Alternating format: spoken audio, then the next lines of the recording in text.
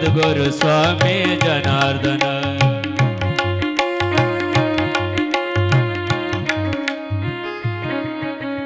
जनार्दन जनार्दन सद्गुरु स्वामी जनार्दन।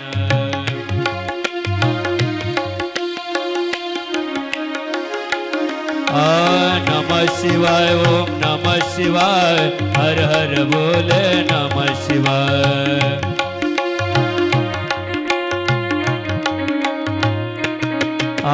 नमः शिवाय ओम नमः शिवाय हर हर बोले नमः शिवाय।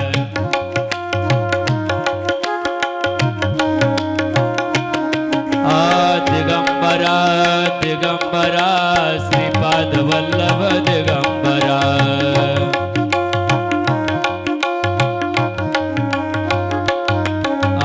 दिगंबरा दिगंबरा श्रीपाद वल्लभ दिगंबरा।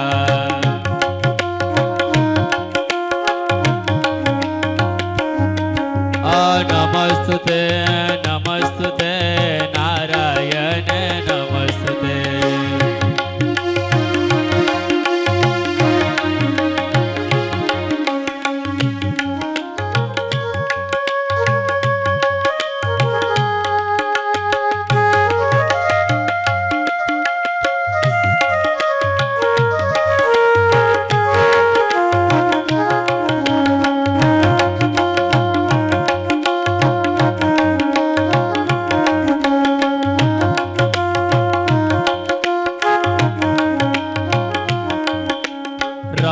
लक्ष्मण जान के जय बोलो हनुमान के।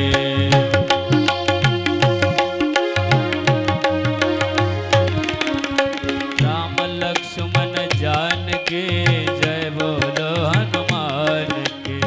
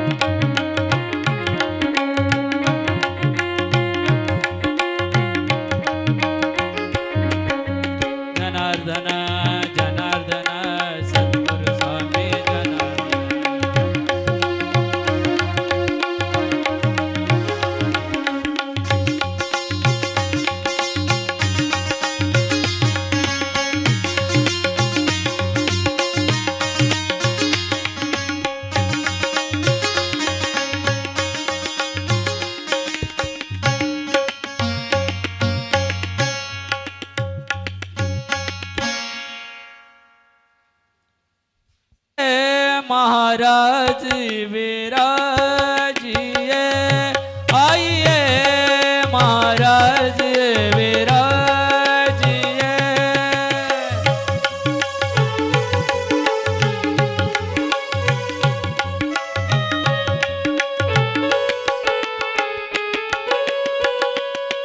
आइए महाराज विराजिए आइए महाराज विराजिए।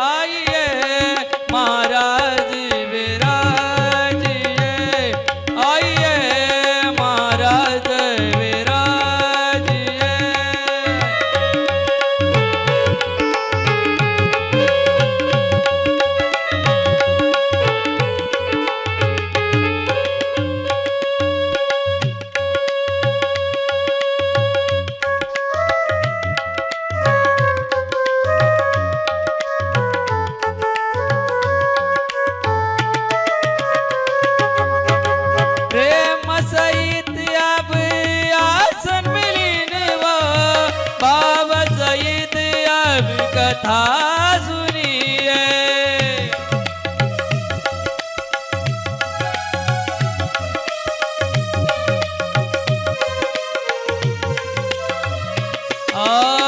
प्रेम सहित अब आसन में लीनी हो, भाव सहित अब कथा कीजिए।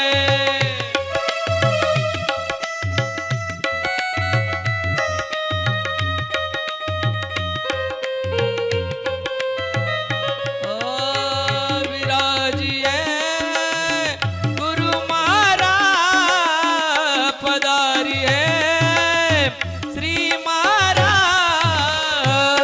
आइए महाराज विराजिए, आइए महाराज विराजिए।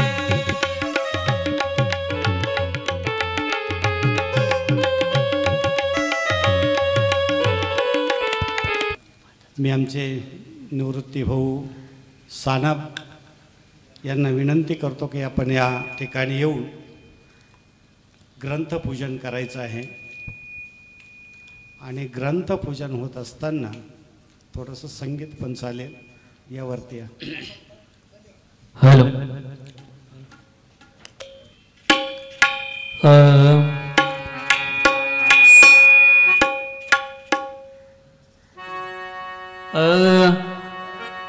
मौनगिरी मौनगिरी मौनगिरी मौनगिरी,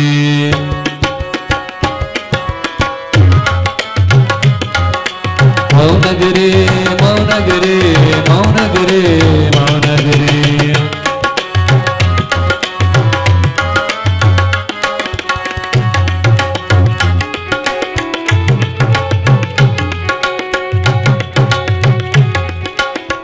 लागी लगन गुरु चरण लगे मोए, लगे लगन गुरु चरण लगे मोए।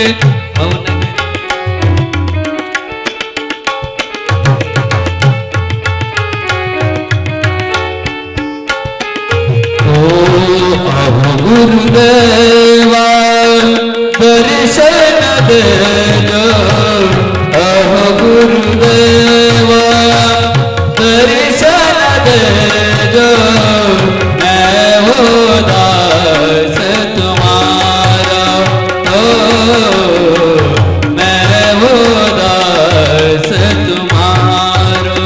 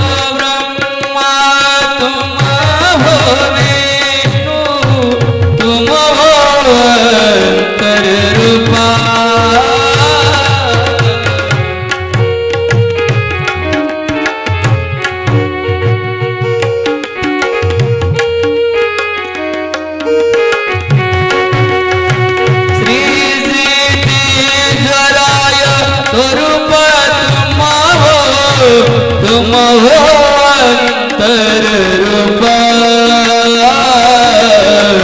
अब गुरुदेवा, अब गुरुदेवा, अब गुरुदेवा दर्शन दे जो, मैं हो दास तुम्हारो, हो मैं हो दास तुम्हारो। यानंतर पालखीचं पूजन होईल। जे पालखीचे यजमान असतील त्यांनी पालखीचं पूजन करायचं जोडीनं।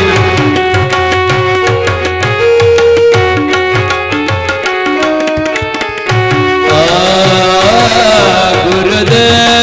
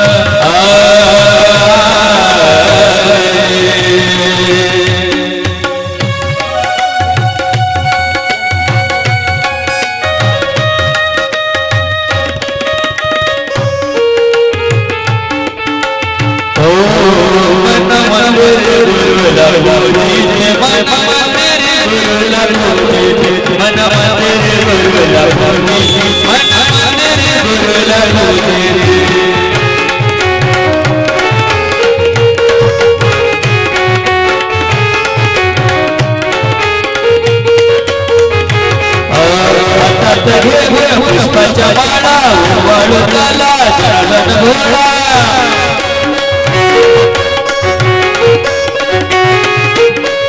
भगवता उठल करी हातात घेऊन प्रत्यारती गुरुच्या रूप में आठवते मन मंदिर गुरुला पूजिते मन मंदिर गुरुला पूजिते मन मंदिर गुरुला पूजिते मन मंदिर गुरुला पूजिते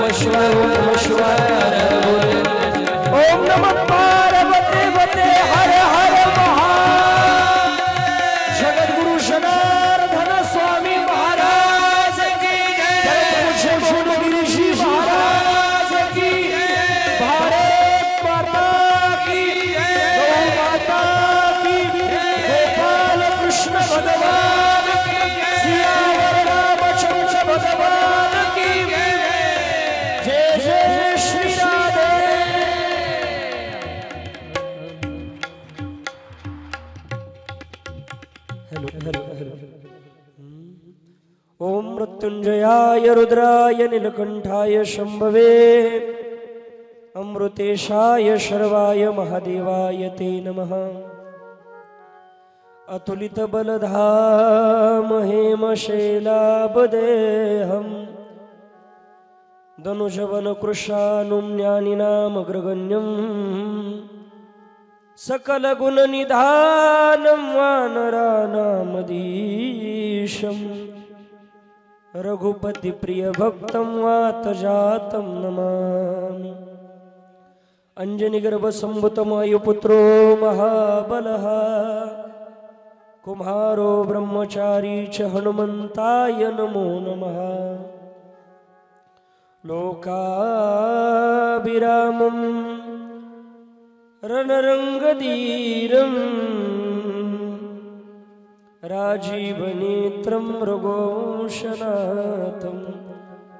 कारुण्यरूपं करुणाकरन्तं श्रीरामचन्द्रं शरणं प्रपद्ये। मनोजवं मारुततुल्यवेगं जितेन्द्रियं बुद्धिमता वरिष्ठं वातात्मजं वानरयूतमुख्यं श्रीरामदूतं शरणं प्रपद्ये। अलङ्कारपुरीरम्यसिंहासनस्थं पदं भुजतेजस्मृतिप्रदेश विधीन्द्रादिदेव सदा स्तुल्यमानं समाधिस्थमूर्तिं भजे ज्ञानदेवं महायोगपीठे तटे भीमरथ्या वरं पुण्डलीकाय दातं मुनीन्द्रे समागत्य तिष्ठन्तमानन्दकन्दं परब्रह्मलिङ्गं भजे पाण्डुरङ्गम्। आये हनुमंत विराजिए कथा करुमति अनुसार प्रेम सहित गादिजलो बधारिजे पवन कुमार जय जय श्री राधारमण जय जय नवल किशोर जय गोपी चित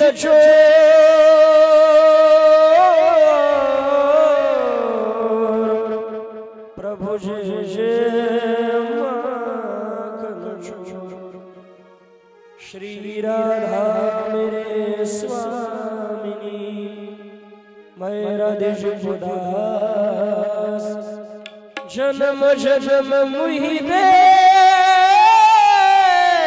जियो श्री वृंदावन में वास अष्ट दाता असबर दीन जानकी माता राम रसायन तुमरे पासा सदा रहो रघुपति के दासा कैलास राना शिव चंद्रमौळी फणींद्र माथा मुकुट जळाळी कारुण्य सिंधू भवदुःखहारी तुझ वीण शंभो मज कोण तारी मज हृदय सद्गुरुजीने तारिला संसार गुरु मनोनि विशेष अत्यादरवे कावरी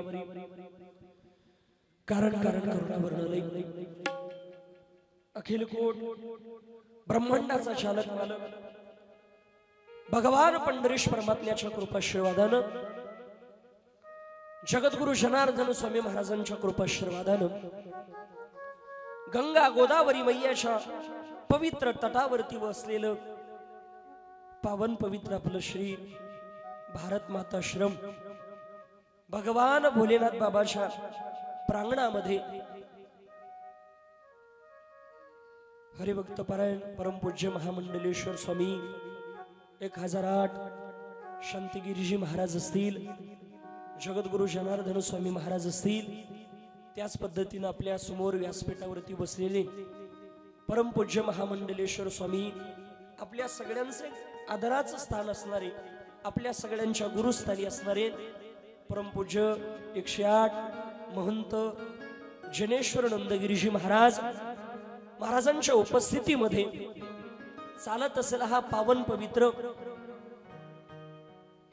शिवरात्री महोत्सवाच्या पावन पवित्र पर्वणीवरती 5 दिवसीय शिव महापुराण कथा आणि या कथेचा आज पहिला दिवस आपण पहिली आहुती त्या ठिकाणी या कथेची देतोय आणि त्या माध्यमातून पहिल्या दिवसाच्या मानाने श्रोते खूप झाले नाही का अगदी सुंदर झाले म्हणजे हे नाही वाढले तरी चालेल हा नंतर प्रसादाला वाढले पाहिजे कारण प्रसाद व्हायला जाऊ नको नाही का एखाद्या वेळेला आपण जर रामदास बाबा एखाद्याला जर म्हणलं का हो कथा चालू झाली चला 5 वाजेची वेळ आहे चला नाही जाऊ 6 ला 6 वाजले अजून काय ते वाजायचं सुरू नाही जाऊ 7 ला अरे 7 ला म्हणलं जाऊ 8 ला मग त्यांना जर म्हणलं अहो लवकर येत जा कथेला ते म्हणले अहो महाराज लवकर यायला आमचं काय एवढं पुण्य आहे का मग त्यांचं पुण्य नेमकं महापारसादाला जागृत होतं का काय माहिती नाही का पण असो बिचारी येतात अगदी त्या माध्यमातून कमी असावी श्रोते कमी असले पण गर्दी नसावी पण दर्दी असावी हे महत्वाचे आणि सर्व आलेले आपण सर्वजण दर्दी आहात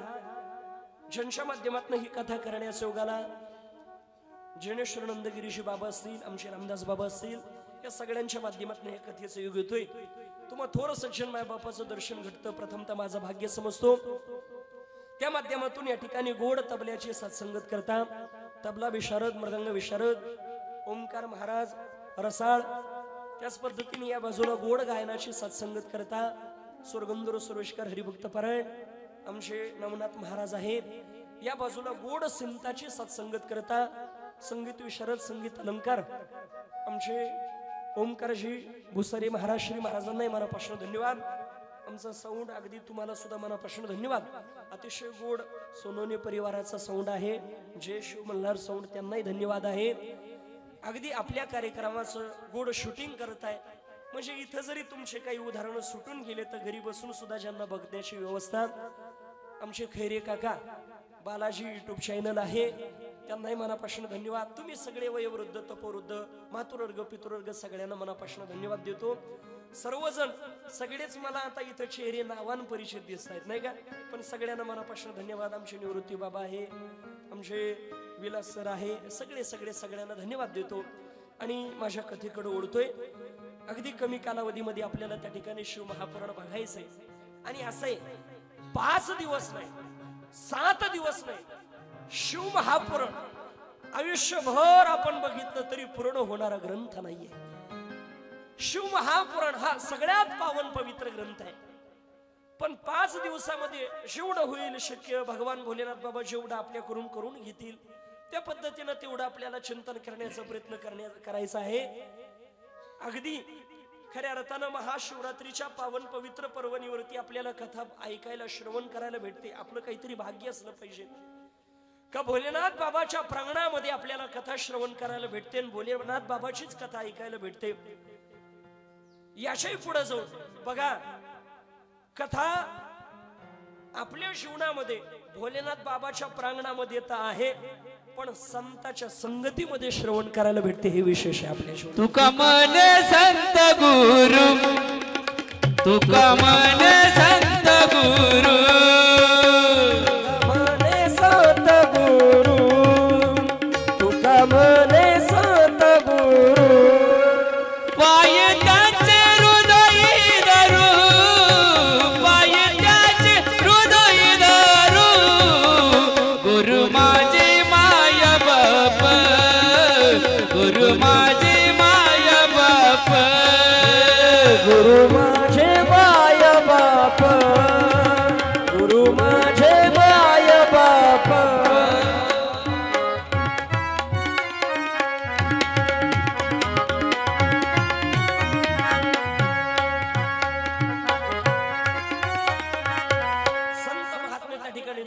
वर्णन करावं या जगतामध्ये संत आमचे गुरु आमच्या जीवनामध्ये आमचे मायबाप आहे आणि अशा मायबापांच्या संगतीमध्ये आपण कथा श्रवण करणार आहे. तसं जर पाहिलं तर आजच्या दिवशी पहिला दिवस कथा 3 दिवसाची असो 7 दिवसाची असो 1 महिन्याची असो किंवा 4 महिन्याची असो कथेमध्ये पहिल्या दिवशी कथा बघायची नसते. मग आता काही म्हणशील आज कथा नाही बघायची मग एकमेकाच्या उचापती करायचे का, असंही नाही. मग आजच्या दिवशी फक्त ग्रंथाचा डांगोरा पिटवायचा. आपल्या भाषेमध्ये शिव महापुराणाचं काय महत्व आहे, शिव महापुराण श्रवण केल्यानंतर काय होत असतं, आपल्या जीवनामध्ये शिव महापुराणाचं काय महत्व आहे, हे शिव महापुराण कोणी कोणाला सांगितलं याचं चिंतन आपल्या जीवनामध्ये आपल्याला करायचंय. तसं जर पाहिलं तर आपल्या जीवनामध्ये आपण सर्वजण इथं बसलेले भगवान शिवाचे भक्त आहे. आणि विशेष म्हणजे आता सध्या जर पाहिलं तर भगवान शिवाच्या भक्तीकडे आपण बरेच जण वळलो, ते गरजेचं आहे. कारण सगळ्यात गोड दैवत आहे. आणि विशेष म्हणजे आपल्या जीवनामध्ये एरवी इथून पाठीमाग संतांनी सांगितलं बाबा सगळ्यात गोड दैवत आहे, त्याला काही लागत नाही, मागे तुळशी दळ पाणी, त्याला बिल्वदळ वहा, पाणी अर्पण करा, भगवान भोलेनाथ बाबा आपला उद्धार करतील. पण हे संत महात्म्याने सांगून ऐकलं नाही. अनेक कीर्तनकारांनी सांगितलं, सगळ्यांनी सांगितलं, पण तुम्हाला ऐकलं ते पटलं नाही. पण ज्या वेळेला सगळा समाज एकत्र करून आणि मग त्या वेळेला आम्ही सांगितलं 1 लोटा जल सब समोसे का हल, त्या वेळेला आमच्या लक्षामध्ये आलं आणि तेव्हापासून समाज एकत्र यायला लागला. आता ज्यांना कळालं त्यांना कळालं, नाही कळालं त्यांना महाप्रसाद आहेच मग नाही का. पण असो त्या माध्यमातून ही शिव महापुराण कथा आणि विशेष म्हणजे महाशिवरात्रीच्या पर्वणीवरती आणि गौमातेच्या जीवनामध्ये गौमातेला चारा भेटावा त्या माध्यमातून या कथेचं आयोजन आहे. आपल्यालाही सतसंगती घडते, शिव महापुराणही श्रवण करायला भेटतंय आणि गौमातेला चारा सुद्धा आपल्या माध्यमातून भेटतोय. गोड बाबा गौमातेची सेवा करता नाही तर काय गरज आहे महात्म्याला? महात्म्याच्या जीवनामध्ये एक सामान्य कुटिया करून महात्मा राहू शकता, पण आज एवढ्या संपूर्ण गायी त्या ठिकाणी सांभाळता. बरं, आपल्या जीवनामध्ये साधूच्या वाट्याला, साधूच्या आश्रमामध्ये दूध देणारी गाय नसते, मग जी 20-25 लिटर वाली ती गाय कोणी उदारमानानं आलून घालणार नाही. मग जी गाय लंगडी आहे, जी गाय दूधच द्यायची बंद झाली, अशी महात्म्यांकडे. पण मी तुम्हाला सांगू, जोपर्यंत अशी कोणीतरी गो सेवा करणार आहे ना, तोपर्यंतच ही पृथ्वी माता शिल्लक आहे गाड्या. नाही तर या कलियुगाचं पाप जर पाहिलं तर ही कधी नाश पावेल सांगता येत नाही. मी एक दिवस स्वतंत्र गौमातेवरती एक 10-15 मिनिटं तरी चिंतन करणार आहे. पण आज आपल्याला महात्म्याकडे बघायचंय. का करायचे शिवमहापुराण कथा? काय आहे शिवमहापुराण? काय आहे त्या ग्रंथाचं महत्व?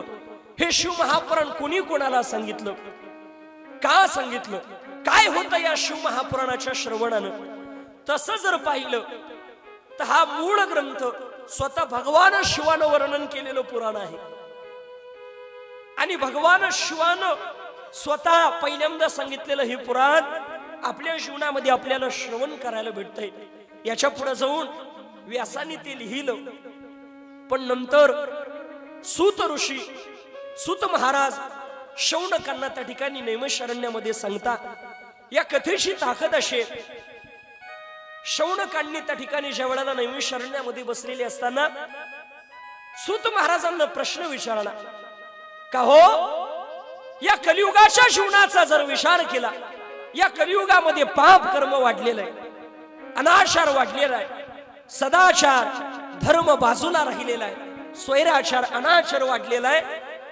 पण असे असणाऱ्या कलियुगामध्ये आपल्या जीवनामध्ये आपल्या उद्धाराचं जर काही साधन असेल तर ते साधन तुम्ही आमच्या जीवनामध्ये सांगा. तेवढ्याला सूत महाराज सांगतात, या कलीच्या जीवनाचा जर विचार केला तर कली फार अवघड आहे. किती अवघड आहे? या कलियुगामध्ये जितकं वाईट वर्तन तितकं कोणत्याच युगामध्ये नाही. एक बाजू कलियुगाची पाहिली तर वाईट आहे, एक बाजू पाहिली तर चांगली आहे.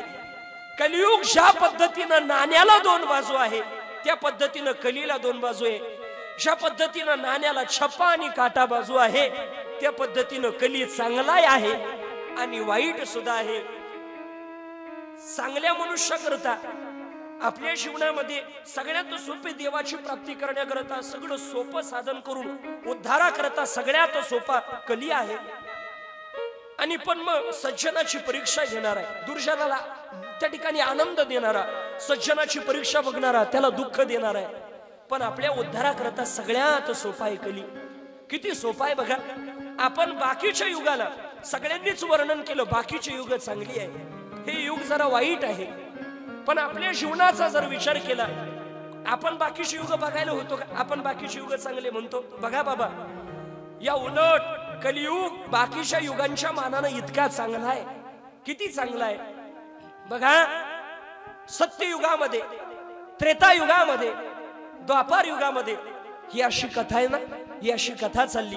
असा यज्ञ जर चालला ना, तिथं भयंकर राक्षस यायचे आणि ते राक्षस ऋषीमुनीला त्रास द्यायचे. नाही, जिवंत माणसाचं मांस भक्षण करायचे.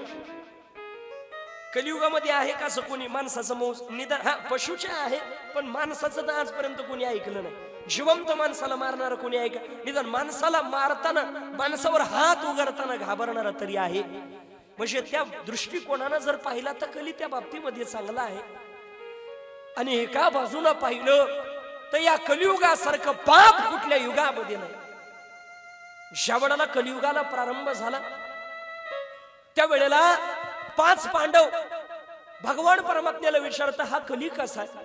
हा कली बघण्याकरता म्हटले, एकदा तुम्ही जा, फिरा, बघा, कलीचे दोष बघा. कलीचे दोष बघण्याकरता या कलीमध्ये काय आहे हे बघण्याकरता ज्या वेळेला पांडव गेले, एकानं पाहिलं, एक हत्ती दिसला. एका हत्तीला 2 सोंड आहेत बाबा. परत दुसऱ्यानं पाहिलं, 3 विहिरा आहे शेजारी, 2 बाजूला, दोघीच्या मध्ये एक आहे, दोन्हीला पाणी आहे, आणि एक मधली जी आहे ती कोरडी आहे. परत एकानं पाहिलं, एक गाय आहे, ती वासराला चाटते, इतकं वासरावरती प्रेम करते, दाखवताना इतकं प्रेम दाखवते, इतकं आपल्या जिभेनं वासराला चाटते, इतकं चाटते, इतकं चाटते का त्या वासराची वरची जी कातडी आहे ती कातडी चर्म निघून जाते आणि रक्त बंबाळ चाटून चाटून आपल्या आईच्या चाटण्यानं वासरू रक्त बंबाळ झालेला आहे. एक भला मोठा पर्वत आहे, त्या पर्वतावरून एक भला मोठा दगड निघालेला आहे. अनेक त्याला आडवे काही दगड वृक्ष येतात, त्या सगळ्यांना मोडत मोडत मोडत मोडत निघालेला आहे. अनेक वृक्ष तोडत निघाला, पण खाली आल्यानंतर एका गवताच्या कडीच्या आधारानं तो थांबलेला. हे सर्व जण आले, म्हटले देवा पहिला येतोय. अरे पहिले कलियुग दोष पाहिले काय? मला हत्ती दिसला. त्या हत्तीला 2 सोंडा म्हणजे नेमकं काय? तर म्हटले हत्ती प्रतीक आहे, पण कलियुगातल्या माणसं कसे राहणार आहेत ते हत्तीनं सांगितलंय. हत्तीला 2 तोंड म्हणजे माणसं 2 तोंडी राहतील, नाही का? तुम्ही म्हणशाल आपल्याला तर एकच तोंड आहे, हे काय 2 तोंड? 2 तोंड म्हणजे 2 डायरेक्ट मुख नाही, मग बोलताना एक, करताना एक, इथं वेगळं घरी वेगळं, बरोबर आहे का नाही? असं मग आपल्या जीवनामध्ये परत म्हणजे कलियुगामध्ये 2 तोंडी लोक राहणार. ते हत्तीच्या प्रतीकामधून दाखवलंय.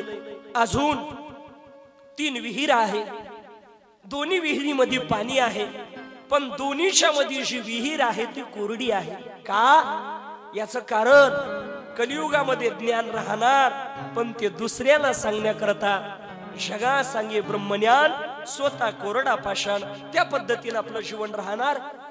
अजून याच्या पुढे जाऊन गाय आहे. गाय आपल्या वासराला चाटते, इतकं चाटते, इतकं चाटते का तिच्या चाटण्यामधून, तिच्या प्रेमामधून त्या वासराची कातडी निघालेली, त्याची पाठ रक्त बंबाळ झालेली. ती गाय त्या वासराची माय आहे, आणि माय असताना इतकं कसं चाटणं हो? रक्त बंबाळ झालं. ताई का गाय वासराची माय हे प्रतीक आहे गाय आणि वासराचं. पण सांगायचं हा कली कसा राहणार आहे? तर या कलियुगामधले राजे प्रजेचं कसं शोषण करतील? राजे आपले मायबापच आहे ना, या सृष्टीचे मायबाप व्हायला पाहिजे ना राजानं. पण राजे या कलियुगामधले दाखवताना प्रेम दाखवतील तुम्हाला, मायेसारखं प्रेम तुमच्या जीवनामध्ये दाखवतील, पण त्या प्रेमाच्या आतमध्ये त्या ठिकाणी ते प्रेम सुद्धा कोरडं राहणार आहे, ते प्रजेचं शोषण करणार राहणार आहे. हे गायीच्या वासराच्या माध्यमातून दाखवलं. याच्या पुढे जाऊन तो भला मोठा दगड खाली आला.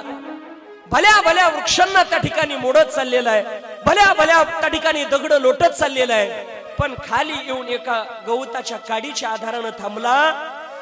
म्हणजे या कलियुगामध्ये किती साधन करा, तुमच्या जीवनामध्ये भगवान शिवाची प्राप्ती होणार नाही, तुमचा उद्धार होणार नाही. अनेक साधन बाजूला राहतील, पण या कलियुगामध्ये भगवान शिवाचं नामच आपल्या जीवनामध्ये उद्धार करणार आहे. म्हणून मला म्हणता कलियुग माझी करावे कीर्तन, कलियुग माझी करावे कीर्तन, करावे कीर्तन, कलियुग माझी करावे कीर्तन, कलियुग माझी करावे कीर्तन, कलियुग माझी करावे कीर्तन, कलियुग माझी करावे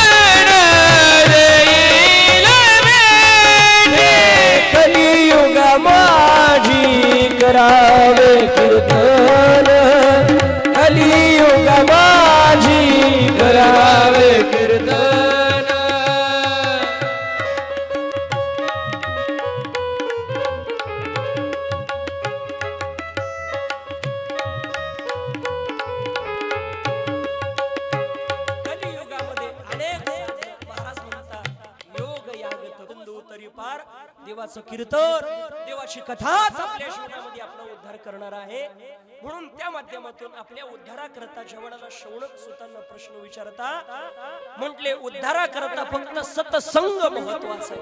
आणि तो सत्संग इथं घडतोय. बघा, इथं कथाही घडते, 3 गोष्टी घडतात. त्रिवेणी संगम आहे, इथं सत्संग घडतोय, इथं कथा श्रवण घडते आणि इथं नामचिंतन घडतंय. आपल्या जीवनामध्ये सत्संग म्हणजे काय? सत्संग म्हणजे कुण्या व्यक्तीचा संग नाही. संत महात्म्यांनी आपल्या जीवनामध्ये देवाधिकांनी जे आपल्या समोर सत्य मांडलेलं आहे त्या सत्याचा संग करणं, त्या सत्याचं आचरण करणं म्हणजे सत्संग आहे. आणि जे काही शिव महापुराणामध्ये आलं ते सगळं सत्य आहे, ते आपल्याला श्रवणात घडणार. आपल्या आचरणामध्ये आपण जर आणलं तर आपल्या जीवनामध्ये सत्संग त्या ठिकाणी घडतोय. आणि म्हणून त्या माध्यमातून आपल्या जीवनामध्ये ही शिव महापुराण कथा काय करते? हे शिव महापुराण कथा तर शास्त्र असं सांगतंय, आपल्या जीवनामध्ये शिव महापुराण कथेमध्ये इतकी ताकद आहे, कलीचे दोष घालवण्याची ताकद, भवसागर तरुण नेण्याची ताकद, कलियुगामध्ये उद्धार करून देण्याची ताकद, ज्ञान वैराग्य प्राप्त करून देण्याची ताकद, विचार भ्रष्ट मनुष्याचा सुद्धा उद्धार करण्याची ताकद फक्त या शिव महापुराणामध्ये घडल्या. हा ग्रंथ सोडून दुसरा आपल्या जीवनामध्ये उद्धार करता काही पर्याय नाही. शिव महापुराण म्हणजे साक्षात चालते बोलते भगवान शिव जे आहे.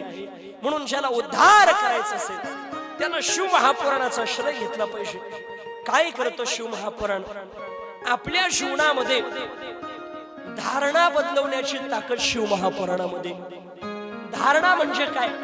तर आपल्या जीवनामध्ये जे काही दूषित विचार आहे ते विचार बदलून आपल्याला शिव स्वरूप बनवण्याची ताकद भगवान शिवाच्या कथेमध्ये, शिव महापुराणामध्ये.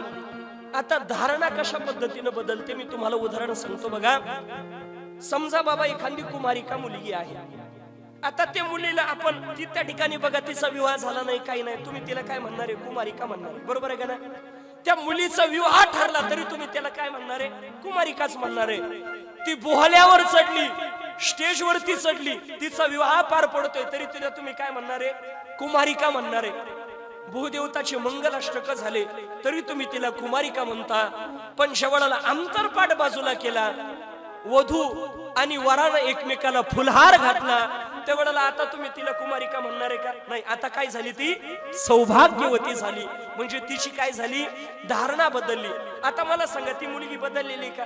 मुलगी तीच आहे, पण कुमारिकाची जशी सौभाग्यवती झाली तसं ही शिवकथा श्रवण करता करता शिव स्वरूपाला प्राप्त करण्याची ताकद फक्त शिव महापुराणामध्ये. बघा, काही तिच्यामध्ये काही बदल झाला का? लहान आहे कुमारिका, ती त्या वयामध्ये असली तरी कुमारिका आहे, पण फुलहार घातल्यानंतर तिच्या जीवनामध्ये तिला सौभाग्य. आता मला सांगा, तिने एकमेकाला नवरी नवरदेवानं फुलहार घातल्यानंतर तिच्यात काही बदल झाला का? तिला काही शेपटी वगैरे आली, काही असं वेगळं काही झालं का? तरी सुद्धा तिला काय म्हणतात? सौभाग्यवती. तसं आपल्या जीवनामध्ये शिव महापुराण भगवान शिवापर्यंत पोहोचवण्याची धारणा फक्त शिव महापुराणामध्ये. हे शिव महापुराण आपल्या जीवनामध्ये श्रवण केल्यानंतर कशा पद्धतीने आपल्या जीवनातली धारणा बदलवतो, कशा पद्धतीने आपल्या जीवनामध्ये हा प्रपंच खोटा आहे, फक्त या जगतामध्ये शिवाचं सत्य आहे, कशा पद्धतीनं त्या शिव स्वरूपापर्यंत त्या ठिकाणी पोहोचवतं. एकदा प्रसंग असा निर्माण झाला. आपल्याला अष्टवक्र नावाचे ऋषी सगळ्यांना माहित आहे. ती 8 ठिकाणी वाकडे होते. का 8 ठिकाणी? त्यांच्यासारखं विद्वान या जगतामध्ये कोणी नाही, पण ते 8 ठिकाणी वाकडे होते. का 8 ठिकाणी वाकडे होते? तर त्याचं कारण असे, काय झालं? ही अष्टवक्र नावाची ऋषी आपल्या आईच्या उदरामध्ये त्या ठिकाणी वाढत होते. आणि आईच्या उदरामध्ये त्या ठिकाणी वाढत असताना प्रसंग असा निर्माण झाला की आईच्या उदरामध्ये वाढत असताना त्यांचे जे वडील आहेत, त्यांच्या वडिलांच्या जीवनामध्ये ते वडील त्या ठिकाणी वेदाचं पठण करायचे, वेदाचं घोकन करायचे. आपल्या जीवनामध्ये आपला येणारा मुलगा जर चांगला असावा असं जर वाटत असेल तर माता मौलीनं त्या कालावधीमध्ये ज्ञानेश्वरीचं पारायण केलं पाहिजे, भगवान शिवाचा जप केला पाहिजे, जगद्गुरु जनार्दन स्वामी महाराजांच्या नावाचा जप केला पाहिजे, तर मुलगा चांगला हरिभक्त जन्माला येईल. आपल्या जीवनामध्ये सहजासहजी पावन पवित्र मुलगा येणार नाही. आपल्या जीवनामध्ये त्या कालावधीमध्ये जर आपण वाईट वर्तन करत असेल, मुलगा सुद्धा त्याच पद्धतीचा येणार. बघा, हे अनेक ऋषीमुनी सहजासहजी नाही मारा, त्यांच्या जीवनामध्ये त्यांच्या मायबापाची अनेक पद्धतीची साधन असते, तेव्हा त्या ठिकाणी तसे संत त्या ठिकाणी जन्माला येत असतात. हे सहजासहजी नसतं. आणि म्हणून त्यांच्या जीवनामध्ये त्या ठिकाणी ते जवळला आईच्या उदरामध्ये आहे. आईच्या उदरामध्ये असताना त्यांच्या पित्याचं नाव आहे कहोड. ते कहोड नावाचे पिता वेदाचं त्या ठिकाणी घोकण करतात. आणि वेदाचं घोकण करत असताना आता अष्टवक्र ऋषी बाहेर आल्यानंतर हुशार आहे बाबा, यात विशेष नाही. आईच्या उदरामध्येच किती ज्ञान होतं. ज्या पद्धतीनं ज्ञानोबरायचं वर्णन आलंय, उपजताची ज्ञानी, त्या पद्धतीनं आईच्या उदरामध्येच इतके हुशार का ज्या वेळेला वडील वेदाचं घोकण करायचे तर आईच्या उदरातून त्यांनी वडिलांना सांगितलं, म्हटले का हो नुसतं घोकण काय करता वेदाचं, तुम्ही त्याचं आचरण करा. तेवढ्याला वडील म्हटले, का रे अजून तुझा जन्मही झाला नाही आणि तू मला ज्ञान शिकवायला लागला का म्हटले. त्यावेळेला त्यांना राग आला. राग आल्याच्या नंतर सांगितलं, अजून आईच्या उदरात असं आहे आणि मला ज्ञान शिकवायला लागला माझ्यासारख्या ज्ञानाला, म्हणून मी तुला शाप देतोय म्हटले, तू 8 ठिकाणी वाकडा होशील म्हटले. तर शापाचाही स्वीकार केला. विद्वान होते कहोड. पण एक दिवस तेच कहोड त्या ठिकाणी जनक राजाच्या दरबारामध्ये गेले.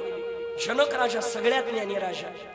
त्या जनकाच्या विधी जनकाच्या दरबारामध्ये गेल्यानंतर कहोड नावाचे ऋषी तिथे गेले. आणि गेल्यानंतर तिथे एक बिंदू नावाचा एक विद्वान पंडित होता. त्या बिंदू सोबत कहोडांचा वादविवाद, शास्त्राचा वादविवाद झाला आणि कहोड तिथं हरले.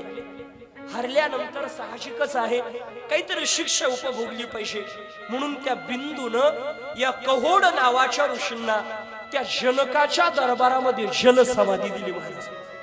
आता जलसमाधी दिल्यानंतर या अष्टवक्र ऋषींचं प्रागट्य झालं.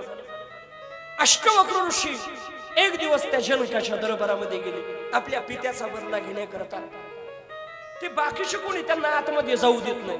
काही दूतांनी त्यांना अडवलं, तुम्हाला आतमध्ये जाता येणार नाही. का जाता येणार नाही म्हटले, मी ऋषी आहे, इथं ब्राह्मणांची सभा, ब्राह्मणांचा विद्वानांचा वादविवाद आहे. म्हणले ब्राह्मणांचा वादविवाद आहे, इथं 8 ठिकाणी वाकडे ना असं यांचा वादविवाद नाहीये. तेवढ्याला म्हटले, मी ब्राह्मण सोडा हो, माझ्या जीवनामध्ये एक लहान मुलगा म्हणून तरी आतमध्ये सोडा. त्यांना दया आली, ते बघण्याकरता तरी सोडा. आतमध्ये गेले. आता आतमध्ये गेल्याबरोबर सगळेजण त्यांना हसायला लागले. ते सर्वजण जे सभेमध्ये ब्राह्मण बसलेले सर्वजण त्या ठिकाणी हसताय.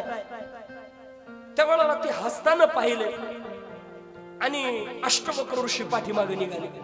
जनक राजा विचारतोय, का हो तुम्ही आले बी आणि लगेच चालले बी का? त्यावेळेला सांगितलं, राजा माफ कर, मी चुकीच्या ठिकाणी आलो.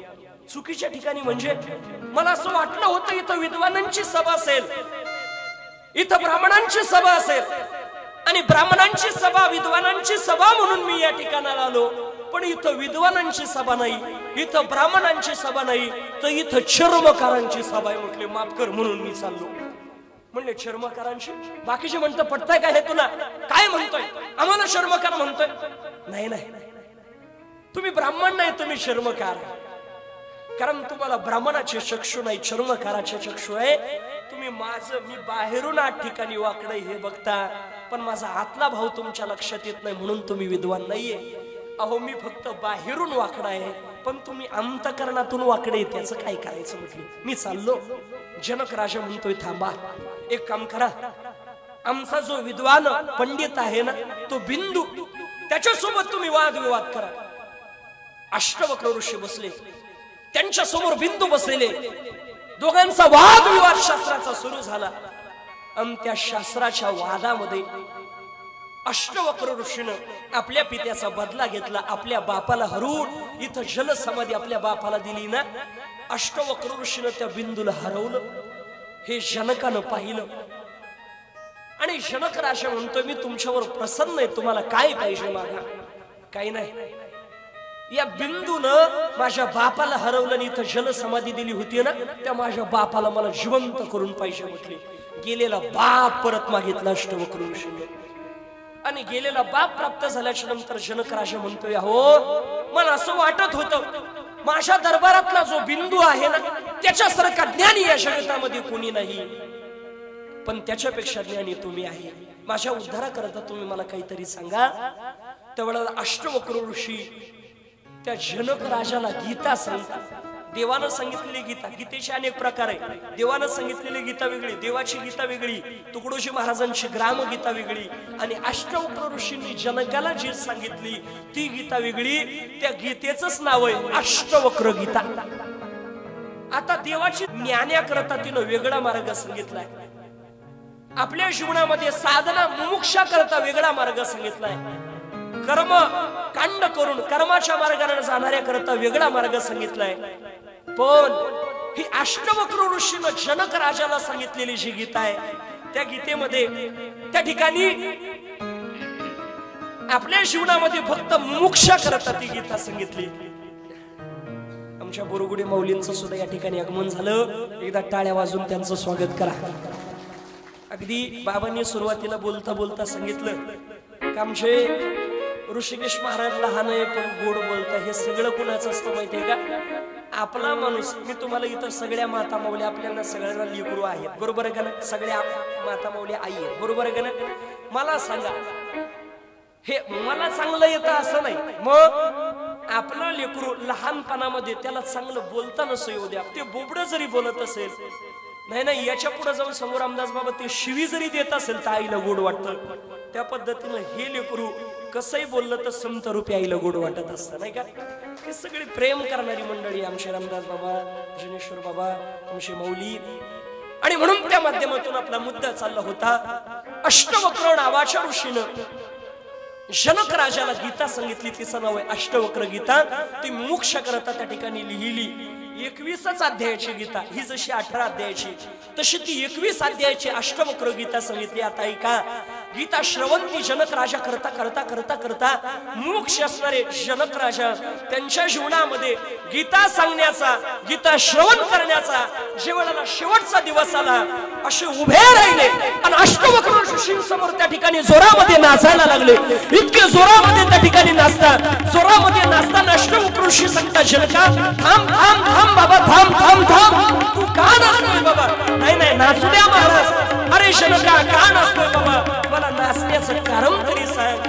त्यावेळेला जनकानं सांगितलं, महाराज आतापर्यंत माझ्या जीवनामध्ये मरणाची भीती होती, आतापर्यंत माझ्या जीवनामध्ये काळाची भीती होती, पण ती सगळी भीता त्या ठिकाणी भीती माझ्या जीवनामध्ये त्या ठिकाणी तुम्ही दूर केली. ती कशी दूर झाली?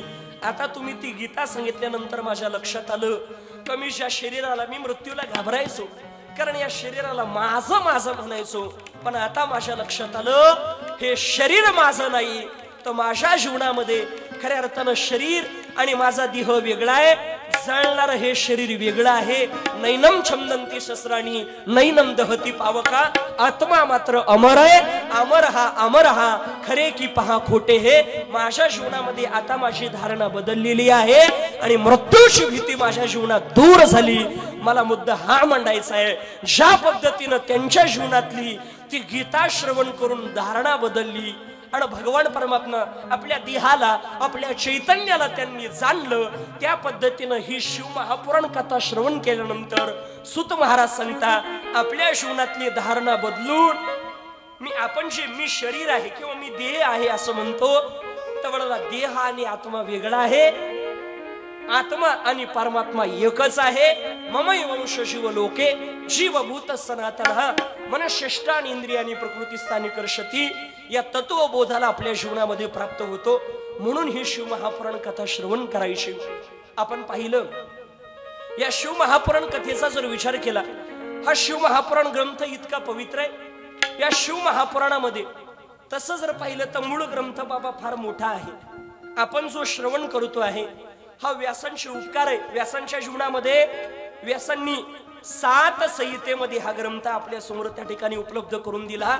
याच्या मूळ संहिता पाहिल्या तर मूळ 12 संहितेमध्ये ग्रंथ आहे, पण आपल्या समोर आपल्याला एवढा 12 संहितेचा ग्रंथ बघणं शक्य नाही. म्हणून 7 संहितेचा ग्रंथ त्याचं श्रवण करण्याचं सद्भाग्य आपल्या जीवनामध्ये मिळतंय. आणि या ग्रंथाचे श्लोक जर पाहिले तो 24,000 श्लोक या ग्रंथामध्ये सूत महाराज त्या ठिकाणी शौनकांना सांगता. 24,000 म्हणजे तरी सुद्धा हा मूळ ग्रंथ सोडला, 12 संहितेचा मूळ ग्रंथ सोडला, 7 संहितेचा जरी ग्रंथ धरला तरी श्रीमद भागवतापेक्षा मोठा ग्रंथ आहे. कारण श्रीमद भागवत महापुराणामध्ये 18,000 श्लोक आहे आणि या ग्रंथामध्ये 24,000 श्लोक आहे. आता किती चिंतन होईल ते सांगता येत नाही, पण एक सांगतो, 5 दिवसामध्ये पूर्ण ग्रंथ होणार नाही मला माहिती आहे. पण ग्रंथ सोडून, शिव महापुराण सोडून एकही शब्द तुम्हाला दुसरा येऊ देणार नाही. जगद्गुरु जनार्दन स्वामी बाबांच्या आशीर्वादानं, जनेश्वर बाबांच्या, माझ्या गुरुवारी माऊलींच्या आशीर्वादानं एकही शब्द दुसरा येऊ देणार नाही. आणि पूर्ण ग्रंथ नाही झाला तर चालेल, पण जेवढे काही आपल्या त्या ठिकाणी ग्रंथ सांगून होईल तो ग्रंथ तुमच्या पुढच्या वर्षी सुद्धा ध्यानात राहील याची जबाबदारी माझी. एवढ्यापर्यंत मी तुमच्या अंतःकरणापर्यंत बिंबवण्याचा प्रयत्न करेन. आणि म्हणून त्या माध्यमातून त्या ठिकाणी हा ग्रंथ, या ग्रंथाला प्रारंभ करत असताना या ग्रंथाचं महत्व आलेलं आहे. शौनकांनी प्रश्न विचारला सूत महाराजांना, बरं ही कथा कुठं चालू आहे आपण पाहिलं, नैमिषारण्यामध्ये. नैमिषारण्य, त्याला का नैमिषारण्य म्हटलं? सगळ्या कथा आता आपण जर पाहिलं, श्रीमद भागवत कुठं झालं, शिव महापुराण असेल, सगळे पुराण 18 पुराण कुठे झाले, तिथं नैमिषारण्यामध्ये 1000 वर्ष यज्ञ चालू होता. आणि त्या यज्ञामध्ये ह्या सगळ्या कथा झाल्या. का झाल्या? या सुतांनी शौनकांना का सांगितल्या? याचं कारण असं आहे, एकदा 88,000 ऋषी ब्रह्मलोकामध्ये ब्रह्मदेवाकडे गेले आणि ब्रह्मदेवाकडे गेल्याच्या नंतर सांगताय का, हो आमच्या जीवनामध्ये आम्हाला आमच्या उद्धाराचा काहीतरी मार्ग सांगा. त्यावेळेला सांगितलं, तुमच्या उद्धाराचा मार्ग तुम्ही भगवान परमात्म्याची वाङ्मयीन कथा श्रवण करा. ते सगळे 88,000 ऋषी गेले आणि गेल्याच्या नंतर शौनकांना त्या ठिकाणी त्यांनी पुढं केलं. शौनक कुणाला म्हणायचं आता ऐका, ज्यांच्या जीवनामध्ये 10,000 विद्यार्थ्यांना ते रोज एका टायमाला 10,000 विद्यार्थ्यांना अन्नदान देतात आणि 10,000 विद्यार्थ्यांना ज्ञानदान देतात, त्यांना शौनक म्हणत असतात. त्या शौनकांना 88,000 ब्रह्मवृंदांनी पुढं केलं आणि त्यांना मुख्य केल्याच्या नंतर ब्रह्मदेवाला प्रश्न विचारला का, हो कथा श्रवण करून आमच्या जीवनामध्ये उद्धार करायचा आहे, बरोबर आहे, पण ती कथा आम्ही कुठं श्रवण केली पाहिजे? एक चक्र ब्रह्मदेवानं दिलं आणि सांगितलं, हे चक्र ज्या ठिकाणाला थांबेल तिथं कथा श्रवण करा. ते चक्र घेतलं, एका अरण्यामध्ये, एका क्षणामध्ये, एका निमिषामध्ये ते चक्र तिथं थांबलं. म्हणून त्या अरण्याला नाव पडलं नैमिषारण्य. अजून त्याला नैमिषारण्य का म्हणतात तर बघा, त्या चक्राला असे टोकदार भाग होते आणि त्या टोकदार भागाला निमिष म्हणतात आणि ते निमिष मात्रामध्ये तिथं थांबलं म्हणून त्याला नैमिषारण्य म्हणतात. अशा नैमिषारण्यामध्ये त्या ठिकाणी शौनकांनी सूत महाराजांना प्रश्न विचारला का, हो आमच्या जीवनामध्ये आपण पाहिलं या कलियुगामध्ये हा कली किती वाईट आहे. बरं, ग्रंथामध्ये पुराणांमध्ये वर्णन केलं असं नाही, संत महात्म्याने सुद्धा सांगून ठेवलं, बाबा या कलियुगापासून बाजूला राहा, या कलियुगामध्ये काय घडणार आहे. महाराज म्हणता, ऐका कलीचे महिमान असत्या सिरिजलेशन पापा देती अनुमोदन करती हेड संताच. ऐका कलियुगामध्ये काय घडणार आहे. नाद बाबाला शकून लिहिला माझा. नाद बाबा सांगतारे, ऐका या कलियुगामध्ये काय घडणार आहे. कलियुगाची आताशी सुरुवात आहे, आताशी कुठं पाठ फुटली. या कलियुगामध्ये पुत्र बापाचा वैरी होणार आहे. याच्या पुढे जाऊन या कलियुगामध्ये स्वैराचार वाटणार आहे, अधर्म वाटणार आहे. महाराज म्हणता, ऐका कलियुगाचे महिमान. काय घडणार आहे कलियुगामध्ये. पुत्र तो होईल दादा पित्याचा वैरी.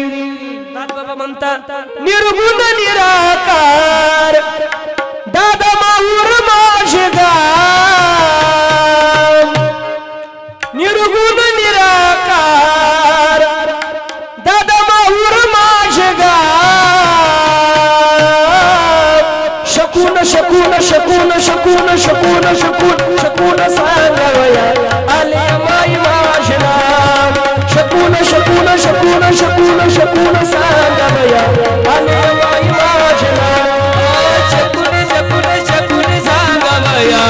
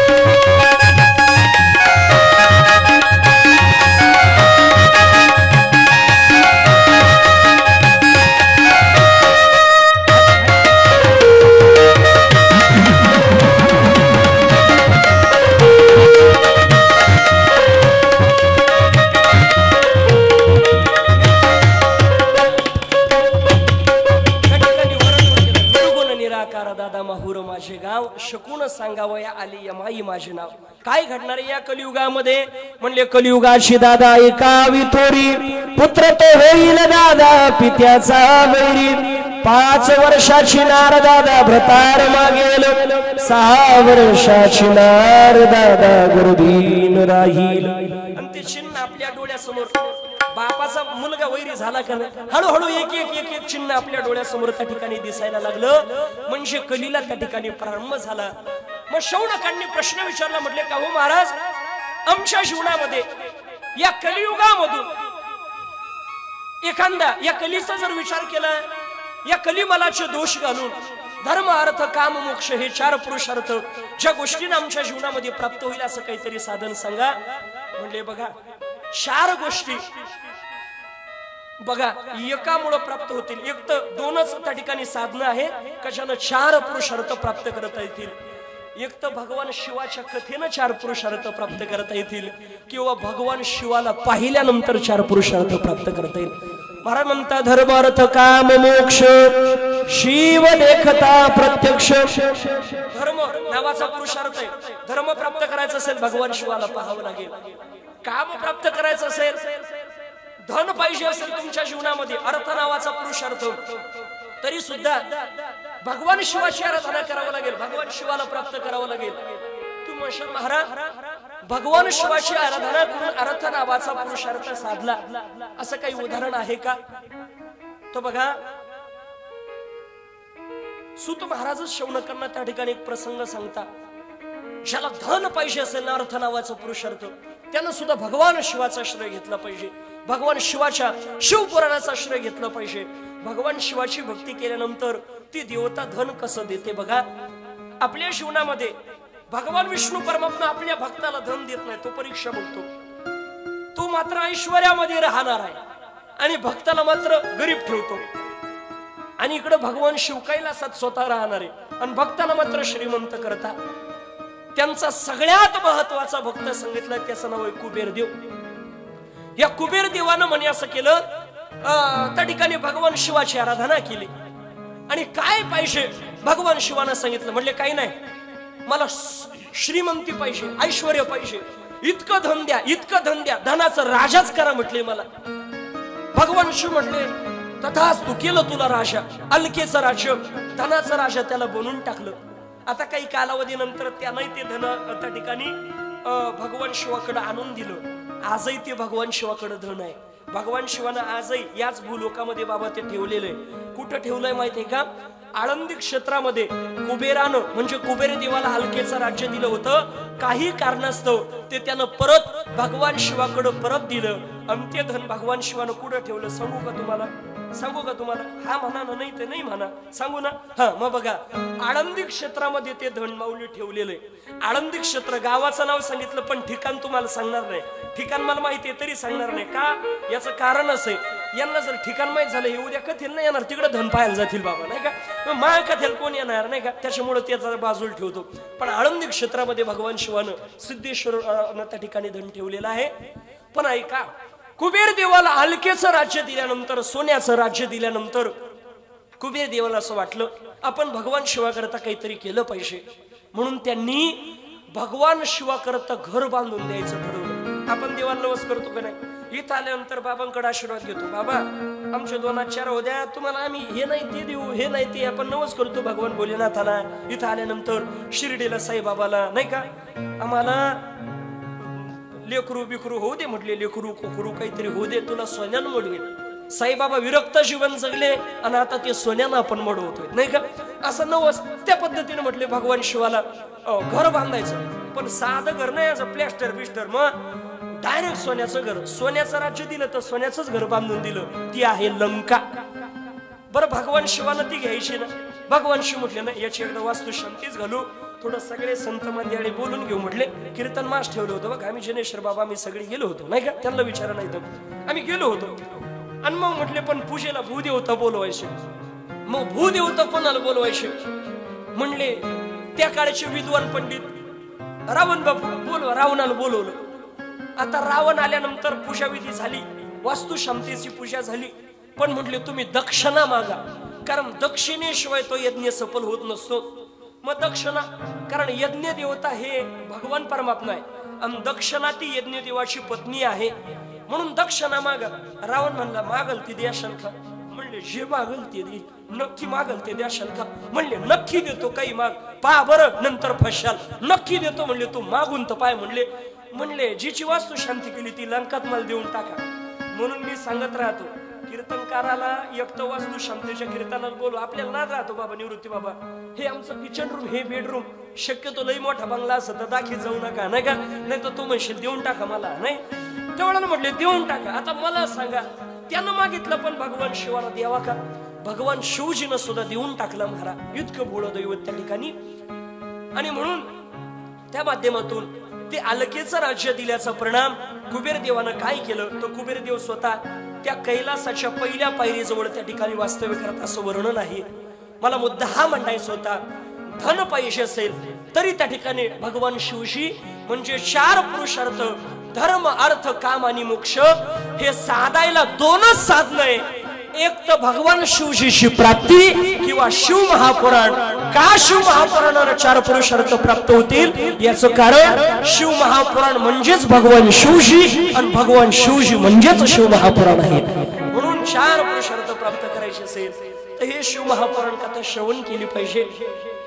त्यावेळेला शौनकांनी स्वतःनं प्रश्न विचारला का हो, एखाद्याच्या जीवनामध्ये आचार शुद्धता नसेल, विचार भ्रष्ट असेल, त्याच्या जीवनामध्ये हे शिव महापुराण उद्धार करेल का? त्यावेळेला सूत महाराज शौनकांना सांगता, बघा आचार भ्रष्ट असू द्या, एखाद्याच्या जीवनामध्ये कामी क्रोधी लोभी सगळ्या गोष्टी एखाद्या मनुष्याच्या जीवनामध्ये असू द्या, काही बाकीचे साधन आपण पाहिले तर काम क्रोध लोभ हे घालवावे लागतात. पण हे शिव महापुराण असं आहे का या पुराणामध्ये तुमच्या जीवनामध्ये ही विकार असले आपल्या अंतःकरणामध्ये तर ती घालून आपला उद्धार करण्याची ताकद या शिव महापुराणामध्ये. बाकीचे साधनं करून देवाचं साध्य प्राप्त करण्याकरता अंतःकरणाची शुद्धी करून जावं लागते. पण हे साधन असे, हे शिव महापुराण कथाशे का अंतःकरणाची शुद्धी करून ते देवापर्यंत पोहोचवतो म्हटले. कामी असू द्या, क्रोधी असू द्या, लोभी असू द्या, स्वैराचारी असू द्या, त्याचा सुद्धा उद्धार त्या ठिकाणी हे शिव महापुराण करतं. मग शौनकांनी स्वतःनं प्रश्न विचारला का हो, असं काही एखादं उदाहरण तुमच्याकडे आहे का? कामी क्रोधी लोभी विचार भ्रष्ट मनुष्य आहे आणि त्याचा सुद्धा त्या ठिकाणी उद्धार शिव महापुराण केला, असं काही उदाहरण असेल तर आमच्या जीवनामध्ये सांगा.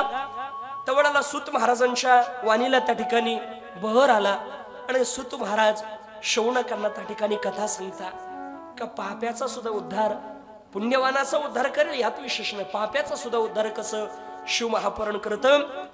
तेवढ्याला सूत शौनकांना सांगता, ऐका फार पूर्वी प्रसंग असा निर्माण झाला. किरात नावाचं नगर आहे आणि त्या किरात नावाच्या नगरामध्ये एक देवराज नावाचा ब्राह्मण राहत होता. तो यातीनं ब्राह्मण होता, पण त्याचं आचरण जर पाहिलं तर वैश्यवृत्तीचं होतं. तसं जर पाहिलं तर या जगतामध्ये भूदेवता सगळ्यात श्रेष्ठ सांगितलंय. भूदेवता म्हणजे भगवान परमात्म्याची विभूती सांगितलेली आहे. ज्ञानोबराची ज्ञानेश्वरी उघडा ज्ञानेश्वरीमध्ये वर्णन केलेलं आहे, माझी विभूती आहे. पण आपल्या जीवनामध्ये तो त्या पद्धतीनं त्रिकाल संध्या नाही, ज्ञानार्जन नाही, पूजा विधी नाही, देवाचं महत्व नाही. मग त्याच्या जीवनामध्ये वैश्यवृत्तीनं जीवन जगायचं. बघा आपल्या जीवनामध्ये संत महात्म्याने जात पात काही म्हणले नाही. प्रत्येक यातीमध्ये संत महात्मे अवताराला आले आणि प्रत्येक यातीमध्ये जन्माला येऊन बाबा आपण ज्या जातीमध्ये जन्माला आलो ती जात आपली नसते, तर आपल्या कर्मावरती आपली याती ठरत असते. हे संत महात्म्याने सांगितलं. आपल्या जीवनामध्ये संत महात्मे जातीच्या पलीकडे गेले महाराज. आज आपण सांगतो सर्व धर्म समभाव आपण टिकवलं पाहिजे, पण त्या काळामध्ये संत महात्म्याने सांगून ठेवलंय का बाबा संत महात्म्याला जात पात नसतो. आपल्या कर्मावरती आपली याती कशी ठरत असते. बघा एखादा ब्राह्मण असेल पण कर्म वाईट करत असेल तर त्याला ब्राह्मण म्हणू नका. एखादा ब्राह्मण नसेल पण कर्म पवित्र असेल, कर्म साधू सारखं असेल, आचरणशील जीवन असेल तर त्याला त्या ठिकाणी तुम्ही ब्राह्मण माना. तुम्हाला उदाहरण जर द्यायचं असेल तर परशुराम कुठल्या यातीमध्ये जन्माला आले होते? ब्राह्मण यातीमध्ये आले होते का क्षत्रिय ब्राह्मण, बरोबर आहे का ना? यातीमध्ये ब्राह्मण आले पण त्यांना क्षत्रिय म्हटलं गेलं का? ते क्षत्रिय होते का? नाही, ब्राह्मण होते पण तरी सुद्धा त्यांना शमदग्नी ऋषी ब्राह्मण आहे, त्यांची पत्नी रेणुका माता ब्राह्मण आहे, पण तरी सुद्धा त्यांच्या उदरी आलेले परशुराम त्यांना क्षत्रिय म्हटलेले, कारण ब्राह्मणाचा गुण त्यांनी आचरणामध्ये आणला नाही. उलट जन्माला आल्या पण हातामध्ये परशुच घेतला आणि परशु घेऊन 21 वेळा पृथ्वी निक्षत्रिय वगैरे वगैरे सगळ्यांना मारतच सुटले. नवे नवे हातामध्ये नुसता परशु नाही तर धनुष्य सुद्धा घेतला होता. त्यांचे 2 धनुष्य फार प्रसिद्ध आहे. एक भगवान कृष्ण परमात्म्यानं मोडला आणि एक रामप्रभूनं सीताई साहेब प्राप्त व्हावी त्यावेळेला मोडला, बरोबर आहे का नाही? आणि म्हणून ते ब्राह्मणाच्या कुळामध्ये जन्माला आले पण तरी सुद्धा त्या ठिकाणी त्यांना क्षत्रिय म्हटलं गेलं. म्हणजे आपल्या जीवनामध्ये आपण कुठल्या यातीमध्ये जन्माला आलो हे महत्वाचं नाही, आपलं कर्मावरती यात ठरत असते, जाती ठरत असते. या उलट संत महात्म्याने सांगितलं, बाबा हरिदासा करता भगवान शिवाच्या शिव भक्ता करता याती नसते. संत महात्मे सांगता, याती याता याती धर्म नाही विष्णुदासा, याता याती धर्म नाही विष्णुदासा, याता याती धर्म नाही विष्णुदासा, याता याती धर्म नाही विष्णुदासा, याता याती धर्म नाही विष्णुदासा, याता याती धर्म नाही विष्णुदासा, याता याती धर्म नाही विष्णुदासा, याता याती धर्म नाही विष्णुदासा, याता याती धर्म नाही विष्णुदासा, याता याती धर्म नाही विष्णुदासा, याता याती धर्म नाही विष्णुदासा, याता याती धर्म नाही विष्णुदासा, याता याती धर्म नाही विष्णुदासा, याता याती धर्म नाही विष्णुदासा, याता याती धर्म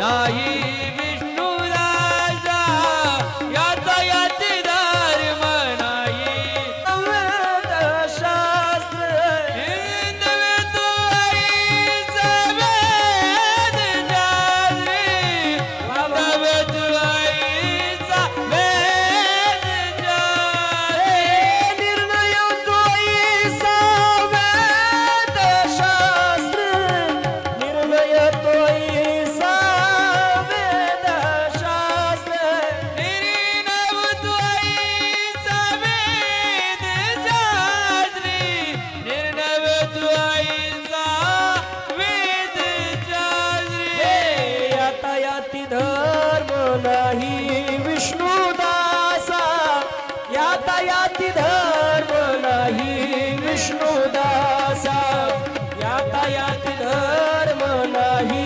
विष्णुदासा, याता याती धर्म नाही विष्णुदासा.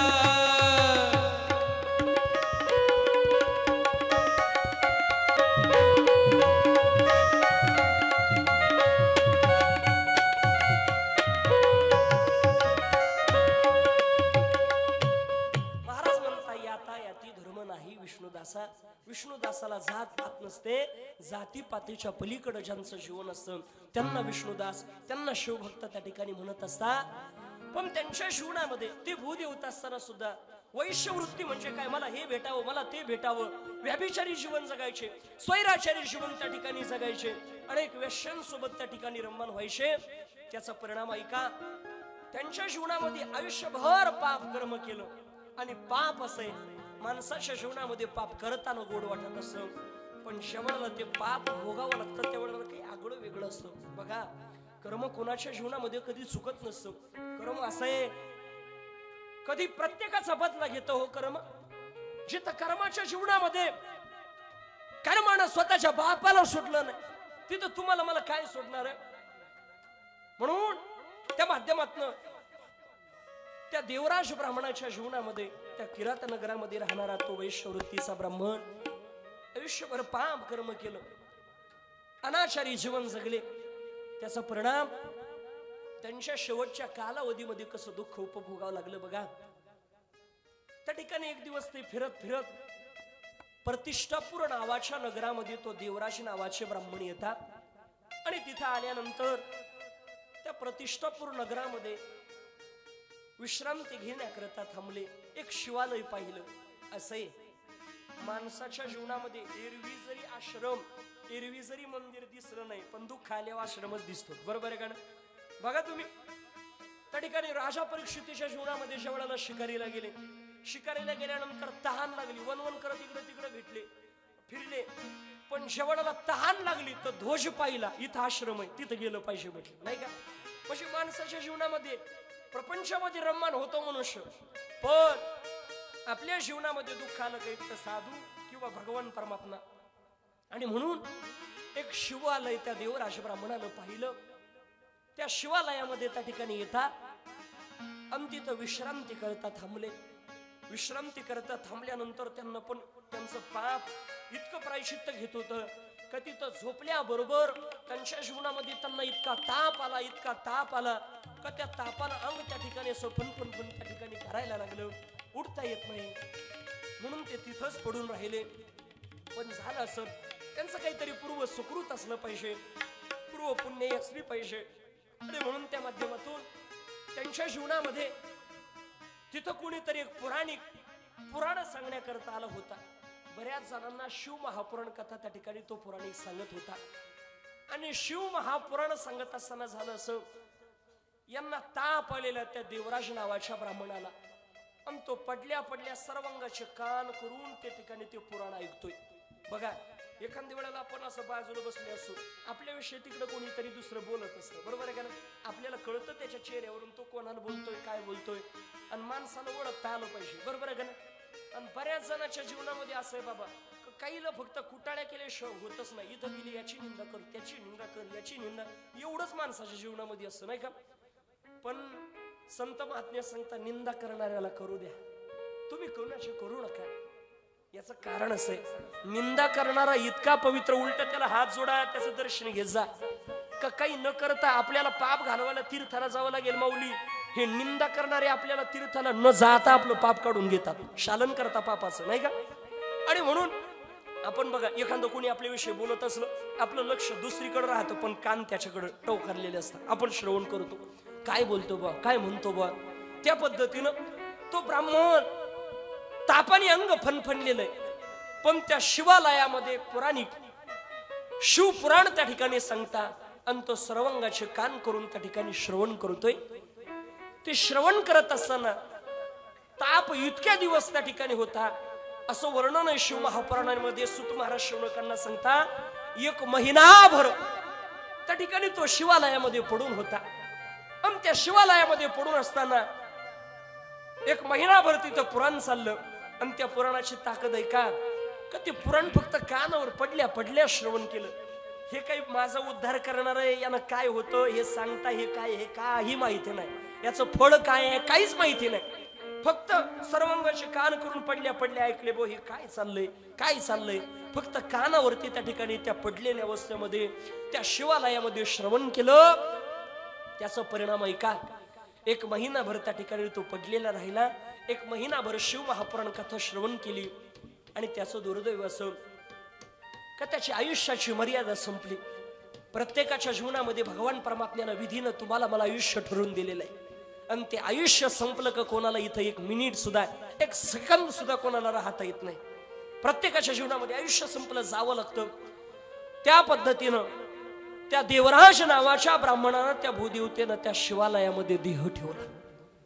आता साहजिकच त्या शिवालयामध्ये देह ठेवला, पण त्यानं आयुष्यभर पुण्य केलंय का? आता पुण्य नाही केलं म्हटल्यानंतर त्याला काही घेण्याकरता काही वैकुंठात जागा भेटणार आहे? पाप कर्म केलेल्या मनुष्याकरता चांगली जागा नाही.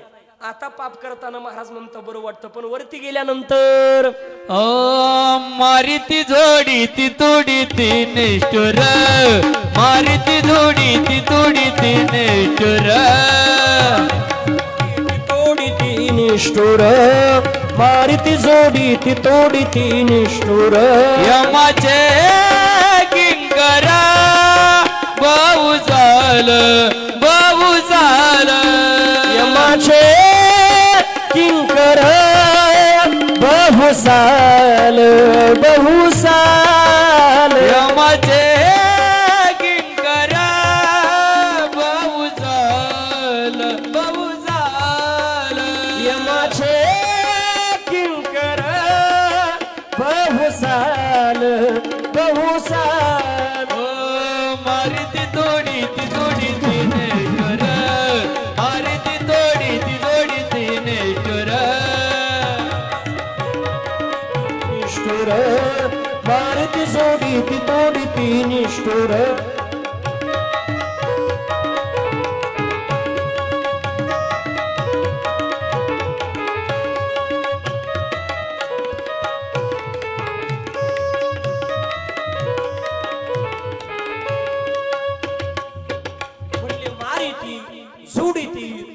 निष्ठुर त्या यमदूताने त्या ठिकाणी धरलं आणि निघाले.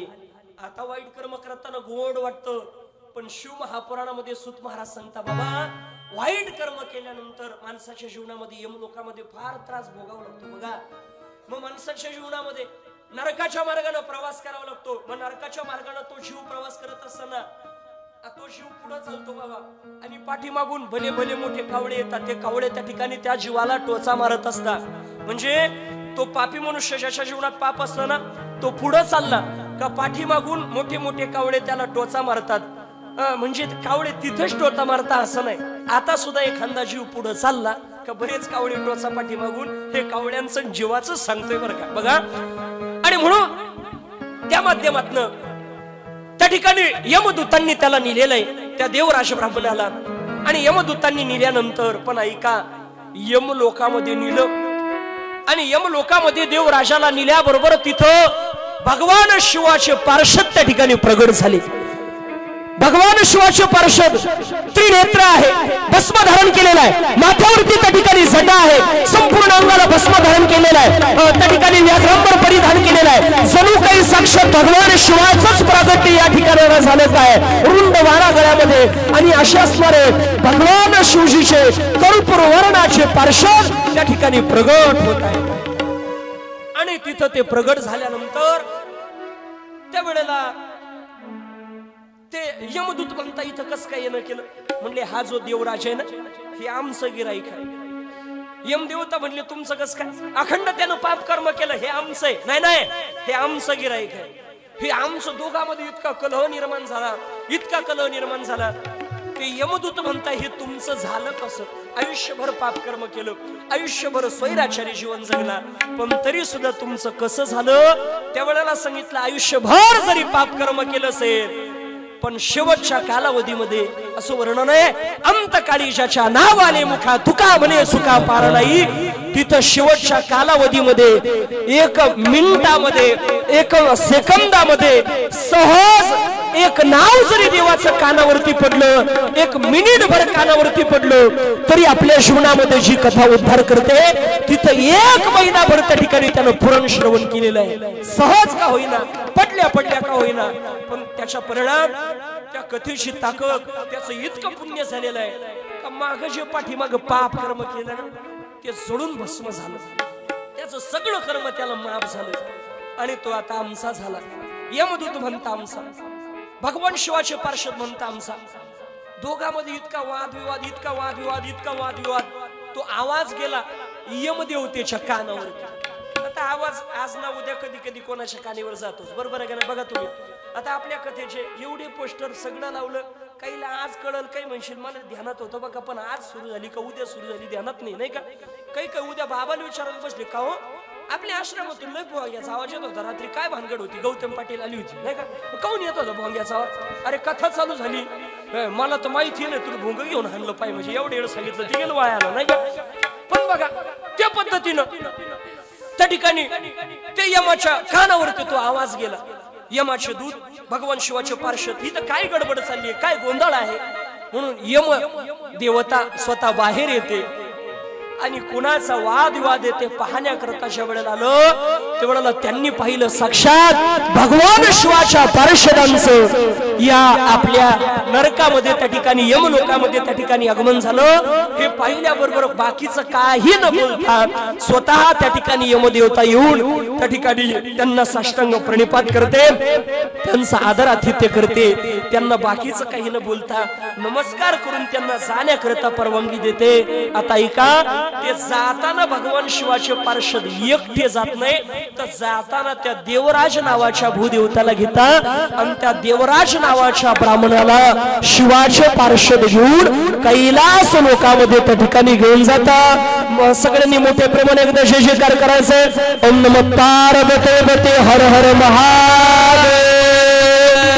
गोपाल कृष्ण भगवान की, सियावर रामचंद्र भगवान की, जगद्गुरु जनार्दन स्वामी महाराज की, गौ माता की, शिव महापुराण की। ओम नमः पार्वते बते हर हर हर हर हर हर महादेव।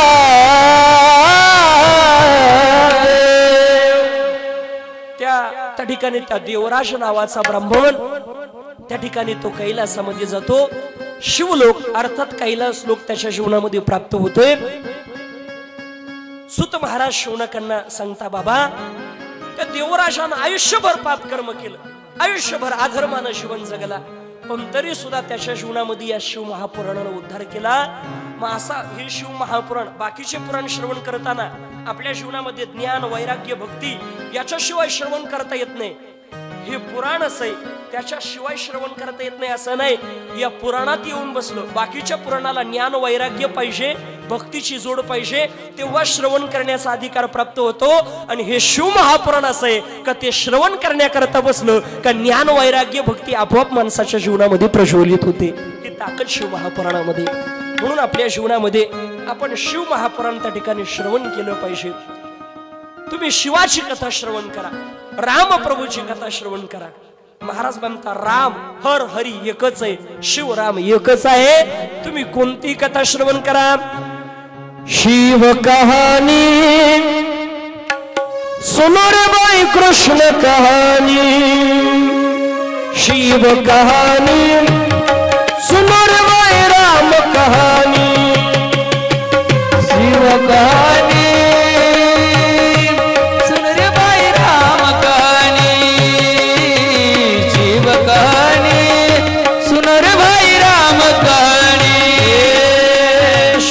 कहानी सुनो रे भाई राम कहानी, शिव कहानी सुनो रे भाई राम कहानी। ओ शिव कहानी सुनो रे भाई राम कहानी, शिव कहानी सुनो रे भाई राम कहानी।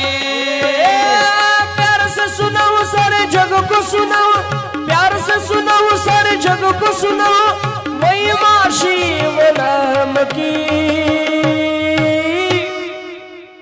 शिव कहानी सुनो रे भाई राम कहानी, शिव कहानी सुनो रे भाई राम कहानी, शिव कहानी सुनो रे भाई राम कहानी, शिव कहानी सुनो रे भाई राम कहानी। बघा किती गोड वर्णन केलंय आपल्या जीवनामध्ये।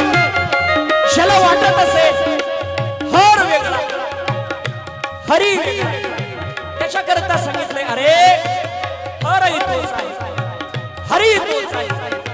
नवे नवे 30 कोटी देवताची उत्पत्ती ज्यांच्यापासून आहे ते भगवान। एखादा म्हणशील महाराज राम कहाणी राम कथा ऐकल्यानंतर आमच्या जीवनामध्ये जे पुण्य आहे ते शिव कथा ऐकल्यानंतर पदरात पडेल का? शिव कथा श्रवण करा किंवा राम कथा श्रवण करा, कृष्ण कथा श्रवण करा, कुठली कथा श्रवण करा, आपल्या जीवनामध्ये आपल्या पदरामध्ये सारखंच फळ आपल्या पदरामध्ये पडल्याशिवाय राहणार नाही। या उलट बाकीच्या सगळ्या कथा श्रवण केल्यानंतर आपल्या जीवनामध्ये जे पुण्य आहे ना बाकीचे 17 पुराण श्रवण केल्याच्या नंतर जे पुण्य आहे ते फक्त एक शिव महापुराण श्रवण केल्याच्या नंतर प्राप्त होईल. म्हणून एक साथ ताळ्या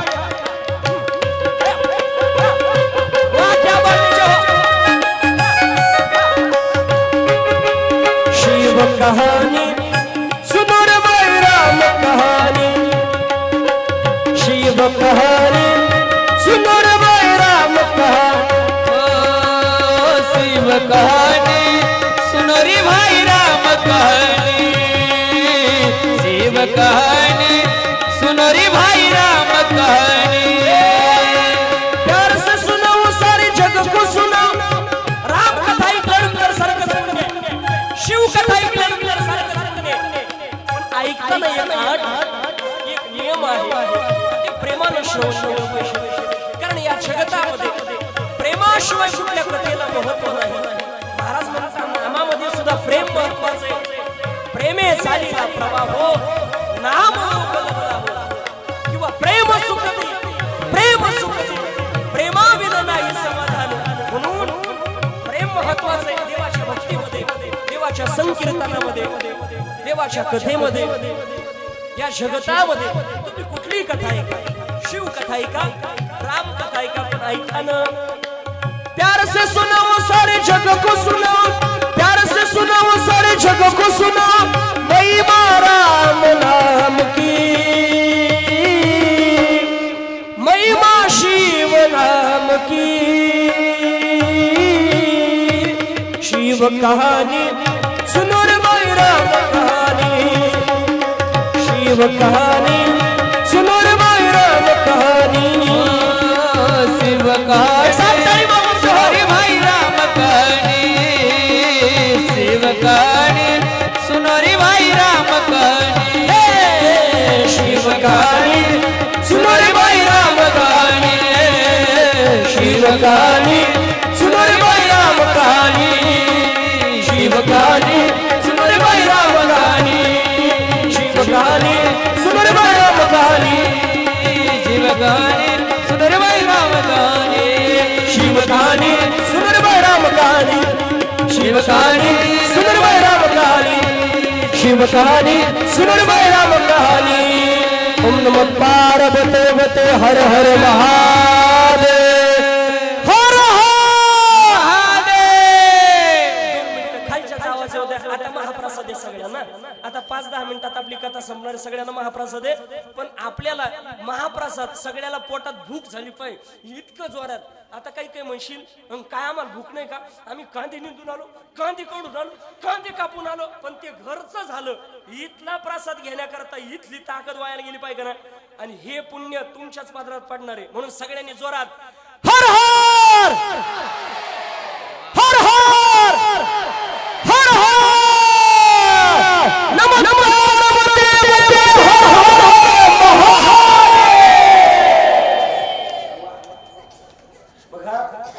सुत महाराज त्या ठिकाणी सांगतात का पाप्याचा सुद्धा उद्धार हे शिव महापुराण करते. मग शौनकाने सांगितलं महाराज तुम्ही आमच्या जीवनामध्ये आम्हाला एक कथा सांगून पाप्याचा सुद्धा कसा उद्धार आमच्या जीवनामध्ये ही कथा करते. पण हे झालं जिवंतपणामध्ये श्रवण केल्याच्या नंतर आपल्या जीवनामध्ये उद्धार. पण एखाद्याच्या जीवनामध्ये ज्या पद्धतीनं श्रीमद भागवत महापुराण आपल्या घरी एखाद्याचं देहावसान झालं वगैरे वगैरे तर त्याची पिशाची योनीतून मुक्तता होण्याकरता जसं श्रीमद भागवत कथा ठेवतो. तुम्ही म्हणता कुठल्या पुराणामध्ये भेद नाही, मग ते जसं पिशाची योनीतून मुक्त करतं तसं हे पुराण करेल का? या पुराणाने आपल्या जीवनामध्ये उद्धार होईल का? महाराज म्हणतात सुत महाराज शौनकांना सांगतात या पुराणाने सुद्धा पिशाची योनीमधून मुक्तता होण्याची ताकद आहे. मग ती ताकद कशी आहे आपल्या जीवनामध्ये त्याकरता सुद्धा एक उदाहरण सुत महाराजांनी त्या ठिकाणी सांगितलेले. पण त्याचं श्रवण त्या ठिकाणी आपण उद्या करू, कारण मला थोडासा प्रवास करायचा आहे, परत कीर्तनाला जायचंय. उद्या वेळेमध्ये कथा सुरू होईल आणि वेळेच्या त्या ठिकाणी आतमध्ये संपत जाईल. 1, 10, 5, 8 पण 8 वाजेपर्यंत आपण थांबत जाणार आहे. 8 पर्यंत आरतीचं मोकळं होऊन मला रोज पुढचा प्रवास करायचा आहे. म्हणून त्या माध्यमातून तुम्ही वेळेत जा, कारण तुम्ही आले तर चालू होत जाईल नाही का. नाही तर बाबा नाव सांगितलं महाराज चालू करा चालू करा, म्हणून बाबा तिला कोणीच नाही. ते म्हणजे टेन्शन घेऊ नका, भगवान शिवजी आहे नाही का. आणि आमचं हे असं आहे काही टेन्शन नाही, भगवान शिवजी बाबा हे दोघं महात्मे असले का सगळं काम होऊन जातं नाही का. बघा आणि म्हणून त्या माध्यमातून त्या ठिकाणी उद्या सर्वांनी याला एक दिवसाच्या होती गेली, राहिले 4 दिवस.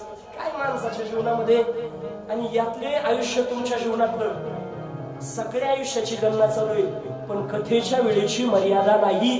तुमच्या आयुष्यामध्ये जेवढं आयुष्य दिलं नवीन त्या सगळ्याची गणना केली जाते, पण इथं जे कथे करता बसतात त्या आयुष्याची मर्यादा नसते. म्हणून आपल्या जीवनामध्ये उद्यापासून येताना आपणच नाही, तुम्ही तर याच, पण येताना अजून 2-2 जण घेऊन येत जा. नाही दोघायला आमचं चाललं, पण तुम्ही तरी या राव, नाही का? नाही तर तुम्ही जायचे दुसऱ्या 2 जणांना आणायचे. राम भाऊ चाल रे, तू म्हणशील अरे राम भाऊ यायला ना तिकडे यापेक्षा ना तिथल्यापेक्षा तरी तिकडे गोंगाट होता सर, इडं भोंग्याचा आवाज लय चांगला येतो, इडच पड म्हणजे त्यांना या नका, तुम्ही तिडच पडू नाही का, त्यापेक्षा तुम्ही तरी या, नाही का? पुरश्रदा सालाबत प्रमाणात चालत असलेल्या भव्य दिव्य स्वरूपामध्ये महाशिवरात्री पर्व काळावरती मौनगिरी गोशाळी करता चाऱ्याची व्यवस्था आणि त्या पर्वणीची त्या ठिकाणी साधून एक सतसंग घडावा, गोमातेची सेवा घडावी. आणि म्हणून ही शिव महापुराण कथा जगद्गुरु जनार्दन स्वामी महाराजांच्या प्रांगणामध्ये जिनेश्वर गिरी बाबांच्या उपस्थितीमध्ये, रामदास बाबांच्या उपस्थितीमध्ये ही कथा पार पडते.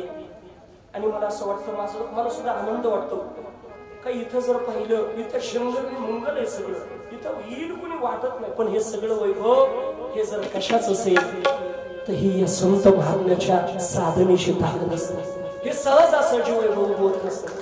बघा आपण सगळ्यांनी बाबा डिसेंबर महिन्यामध्ये जगद्गुरु जनार्दन स्वामी महाराजांचा पुण्यतिथी महोत्सव साजरा केला, बरोबर आहे का? सगळ्यांनी साजरा केला नाही का? आपण सगळ्यांनी जगद्गुरु जनार्दन स्वामी महाराजांचा समाधी सोहळा पुण्यतिथी महोत्सव साजरा केला.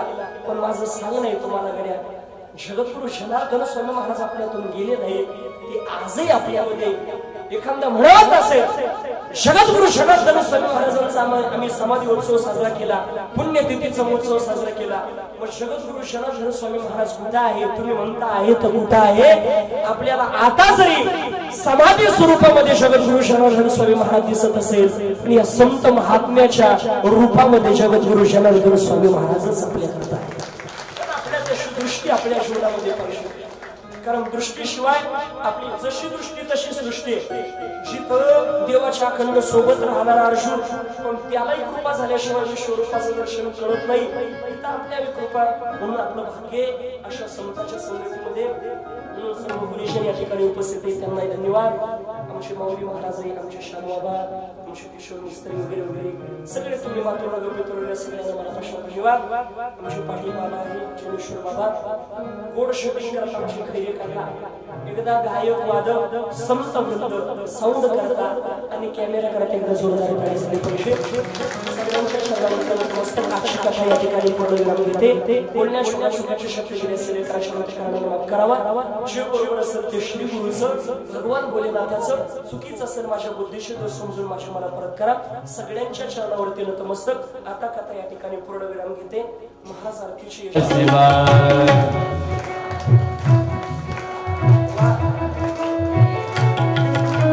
नमः शिवाय, ओम नमः शिवाय, हर हर भोले नमः शिवाय, नमः शिवाय,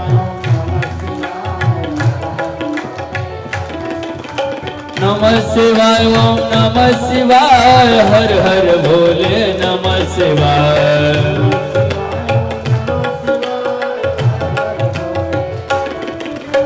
नमः शिवाय, ओम नमः शिवाय, हर हर भोले नमः शिवाय, नमः शिवाय, हर हर भोले नमः शिवाय, नमः शिवाय, ओम नमः शिवाय, हर हर भोले नमः शिवाय,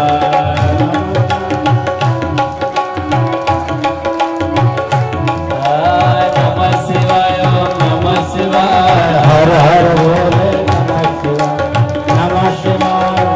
शिवाय, हर हर भोले जनार्दन जनार्दन सद्गुरु स्वामी जनार्दन, जनार्दन जनार्दन सद्गुरु स्वामी जनार्दन, जनार्दन जनार्दन सद्गुरु स्वामी जनार्दन,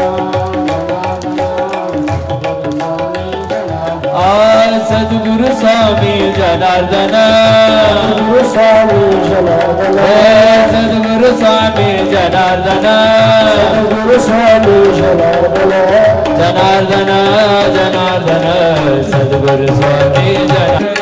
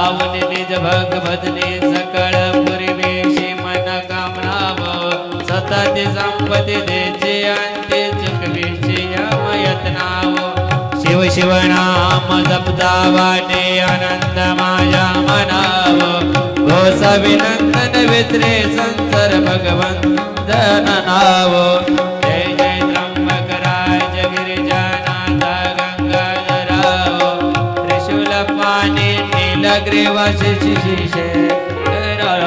सद्गुरु स्वामी जनार्दन मूर्ति प्रेमे करुणी आरती माळसा जननी देवी सबले पुत्र दये गावी जनार्दन नाम दया देवी त्यागी अंधार अंधार करावया दूध प्रगटली तेजाची ज्योती प्रेमे करुणी आरती सद्गुरु स्वामी जनार्दन मूर्ती प्रेमे करुणी आरती त्यांच्या हृदय प्रभु नाम करीचे सोय चारी धाम शिवाचे खरे भक्त परम उभे जे जडी तनु जय उजळी भोय परिपरिना वैता वैजिते प्रेम करुणे आरती सद्गुरु स्वामी जनार्दन मूर्ती प्रेम करुणे काढुनी वस्त्रग्रह जाळा भक्तीच्या फुलविल्या ताळा हृदयी शंकर शिव भोळा ज्ञानरज सुरदेय उपदेश नाम शिव म्हणली आहुती प्रेमे करुणी आरती सद्गुरु स्वामी जनार्दन मूर्ती प्रेमे करुणी आरती बांधिलय शिवालय गीतिक भक्तीचे गडविधीचे प्रतीक त्यांच्या हृदयी भोक मौनगिरी स्वामी जनार्दन प्रेम मोदने नाम तयाचे अभूप्रणिती प्रेमे करुणे आरती सद्गुरु स्वामी जनार्दन मूर्ती प्रेमे करुणे आरती आरती अनंत भुजा विठू पंढरीचा राजा न चालती उपचार मनी सारले पूजा आरती अनंत भुजा परेच भरणाये न पडे निगमाटाये फुलला भक्ती भावे लावू घेतला दये आरती अनंत भुजा पंढरीचा राजा न चाल आरती अनंत भुजा अविनाश जुद बुधा हो अविनाश जुद बुधा उभारायला नेट राम जनार्दनी पायी जोडले वेट आरती अनंत भुजा विठू पंढरीचा राजा न चालती उपचार मनी सरले पूजा आरती आनंद पूजा घाली लोटांगण वंदन चरण डोळ्याने पाहिन रूप तुझ प्रेमी अलंकीन आनंद पूजन भावे वाळे म्हणे त्वमेव माता पिता त्वमेव त्वमेव बंधू सखा त्वमेव विद्या द्रविण त्वमेव त्वमेव सर्वं मम देव कायेन वाचा मनसेन्द्रिया वाक्पदा स्मरावा करोमि यज्ञं जगत्पराय नारायणे नमः ऐदं केशवं रामनारायण कृष्णदामोदर वासुदेव श्रीधर माधवं गोपिकावल्लभं जगन्नाथं रामचन्द्र हरे राम राम राम हरे हरे हरे कृष्ण कृष्ण कृष्ण हरे हरे सद्गुरु जनार्दन स्वामी महाराज वंदे जगत्कारणं वंदे पन्नगभूषणं मृगधरं वंदे पशूनां वदे वंदे सूर्यशशाङ्कवन्दे नयनं वंदे मुकुन्दं प्रियः वंदे भक्तजनाश्रयं च वरदं वंदे शिवं शङ्करं शान्तं पद्मासनस्थं शशिधरमुकुटं पञ्चवक्त्रत्रिनेत्रगं शूलं वज्रं च खड्गं परशुभयदं दक्षिणाङ्गे वहान्तं नागं पाशं च घण्टाण्डमर्गसहितं साङ्गकुशं वामभागे नानालङ्कारदीप्तस्फटिकमणिनिभं पार्वतीशं नमामि कर्पूरगौरं करुणावतारं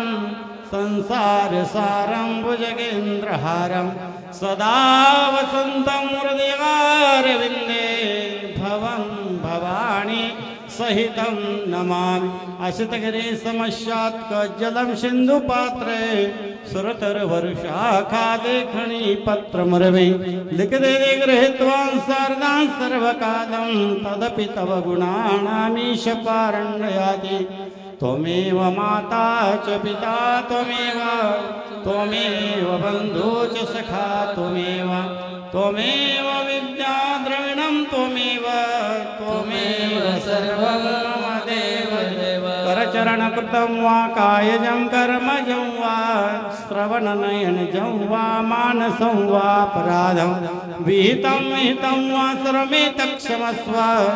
जय जय करुणाब्दे श्री महादेव शंभो। चंद्रोदभाषित शेखरे स्मर हरे गंगाधरे शंकरे सर्पेर भूषित कंठकर्ण विवरे नेत्रोत्थ वैश्वानरे ध्वन्ते तव कृत सुंदरं भरधरे त्रैलोक्य सारे हरे मोक्षार्थं कुरु चित्तवृत्तिमचलां वन्यस्तिं कर्मभिः। हरि ओं तत्पुरुषाय नमः महादेवाय धीमहि तन्नो रुद्र प्रचोदयात्। हरि ओं यज्ञेन यज्ञमयजन्त देवास्तानि धर्माणि व्रतमन्यादन्यः ते हनाकं महिमानः सचन्त यत्र पूर्वे साध्याः सन्ति देवाः। ॐ राजाधिराजाय प्रसय्यसाहिने नमो वयं वै श्रवणाय कुर्महे समे कामान् कामकामाय मह्यं कामेश्वर वै श्रवणो ददातु। कुबेराज वै श्रवणाय महाराजाय नमः। ओम विश्वत चक्षुरुता विश्वतो मुखो विश्वतो बाहुरुता विश्वतस्मात् संबाहुव्यं धमति सम्पत्तिर्द्यावा भूमि जनयन् देवैकः। नानासुगन्धपुष्पाणि यथा कालोद्भवानि च पुष्पाञ्जलिमया दत्तं घ्राणं परमेश्वरः। हरि ओं पूर्णमदः पूर्णमिदं पूर्णात् पूर्णमुदच्यते पूर्णस्य पूर्णमादाय पूर्णमेवावशिष्यते। सर्वेत्रे सुखिनः सन्तु सर्वे सन्तु निरामयाः सर्वे भद्राणि पश्यन्तु मा कश्चित् दुःखभाग् भवेत्। हरि ओं शान्ति शान्ति शान्तिः।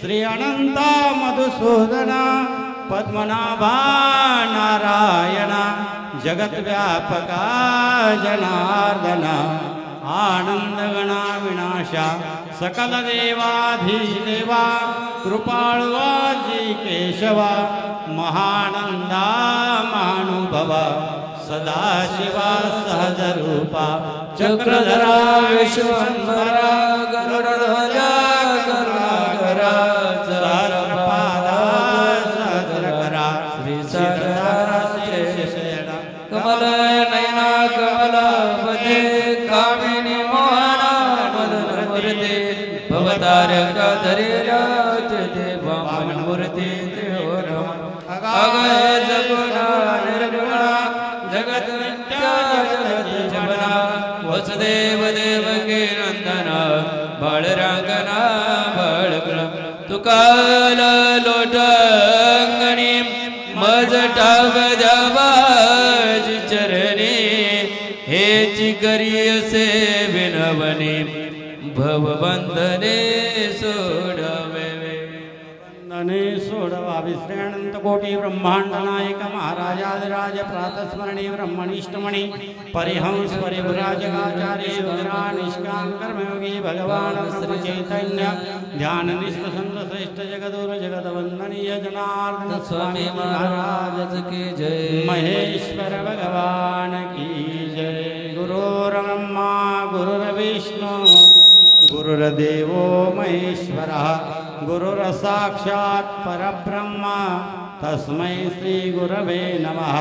गुरुर्ब्रह्मा गुरुर्विष्णु गुरुर्देवो महेश्वरः गुरुर्साक्षात् जनार्दन स्वामी तस्मै श्री ओम जनार्दनाय।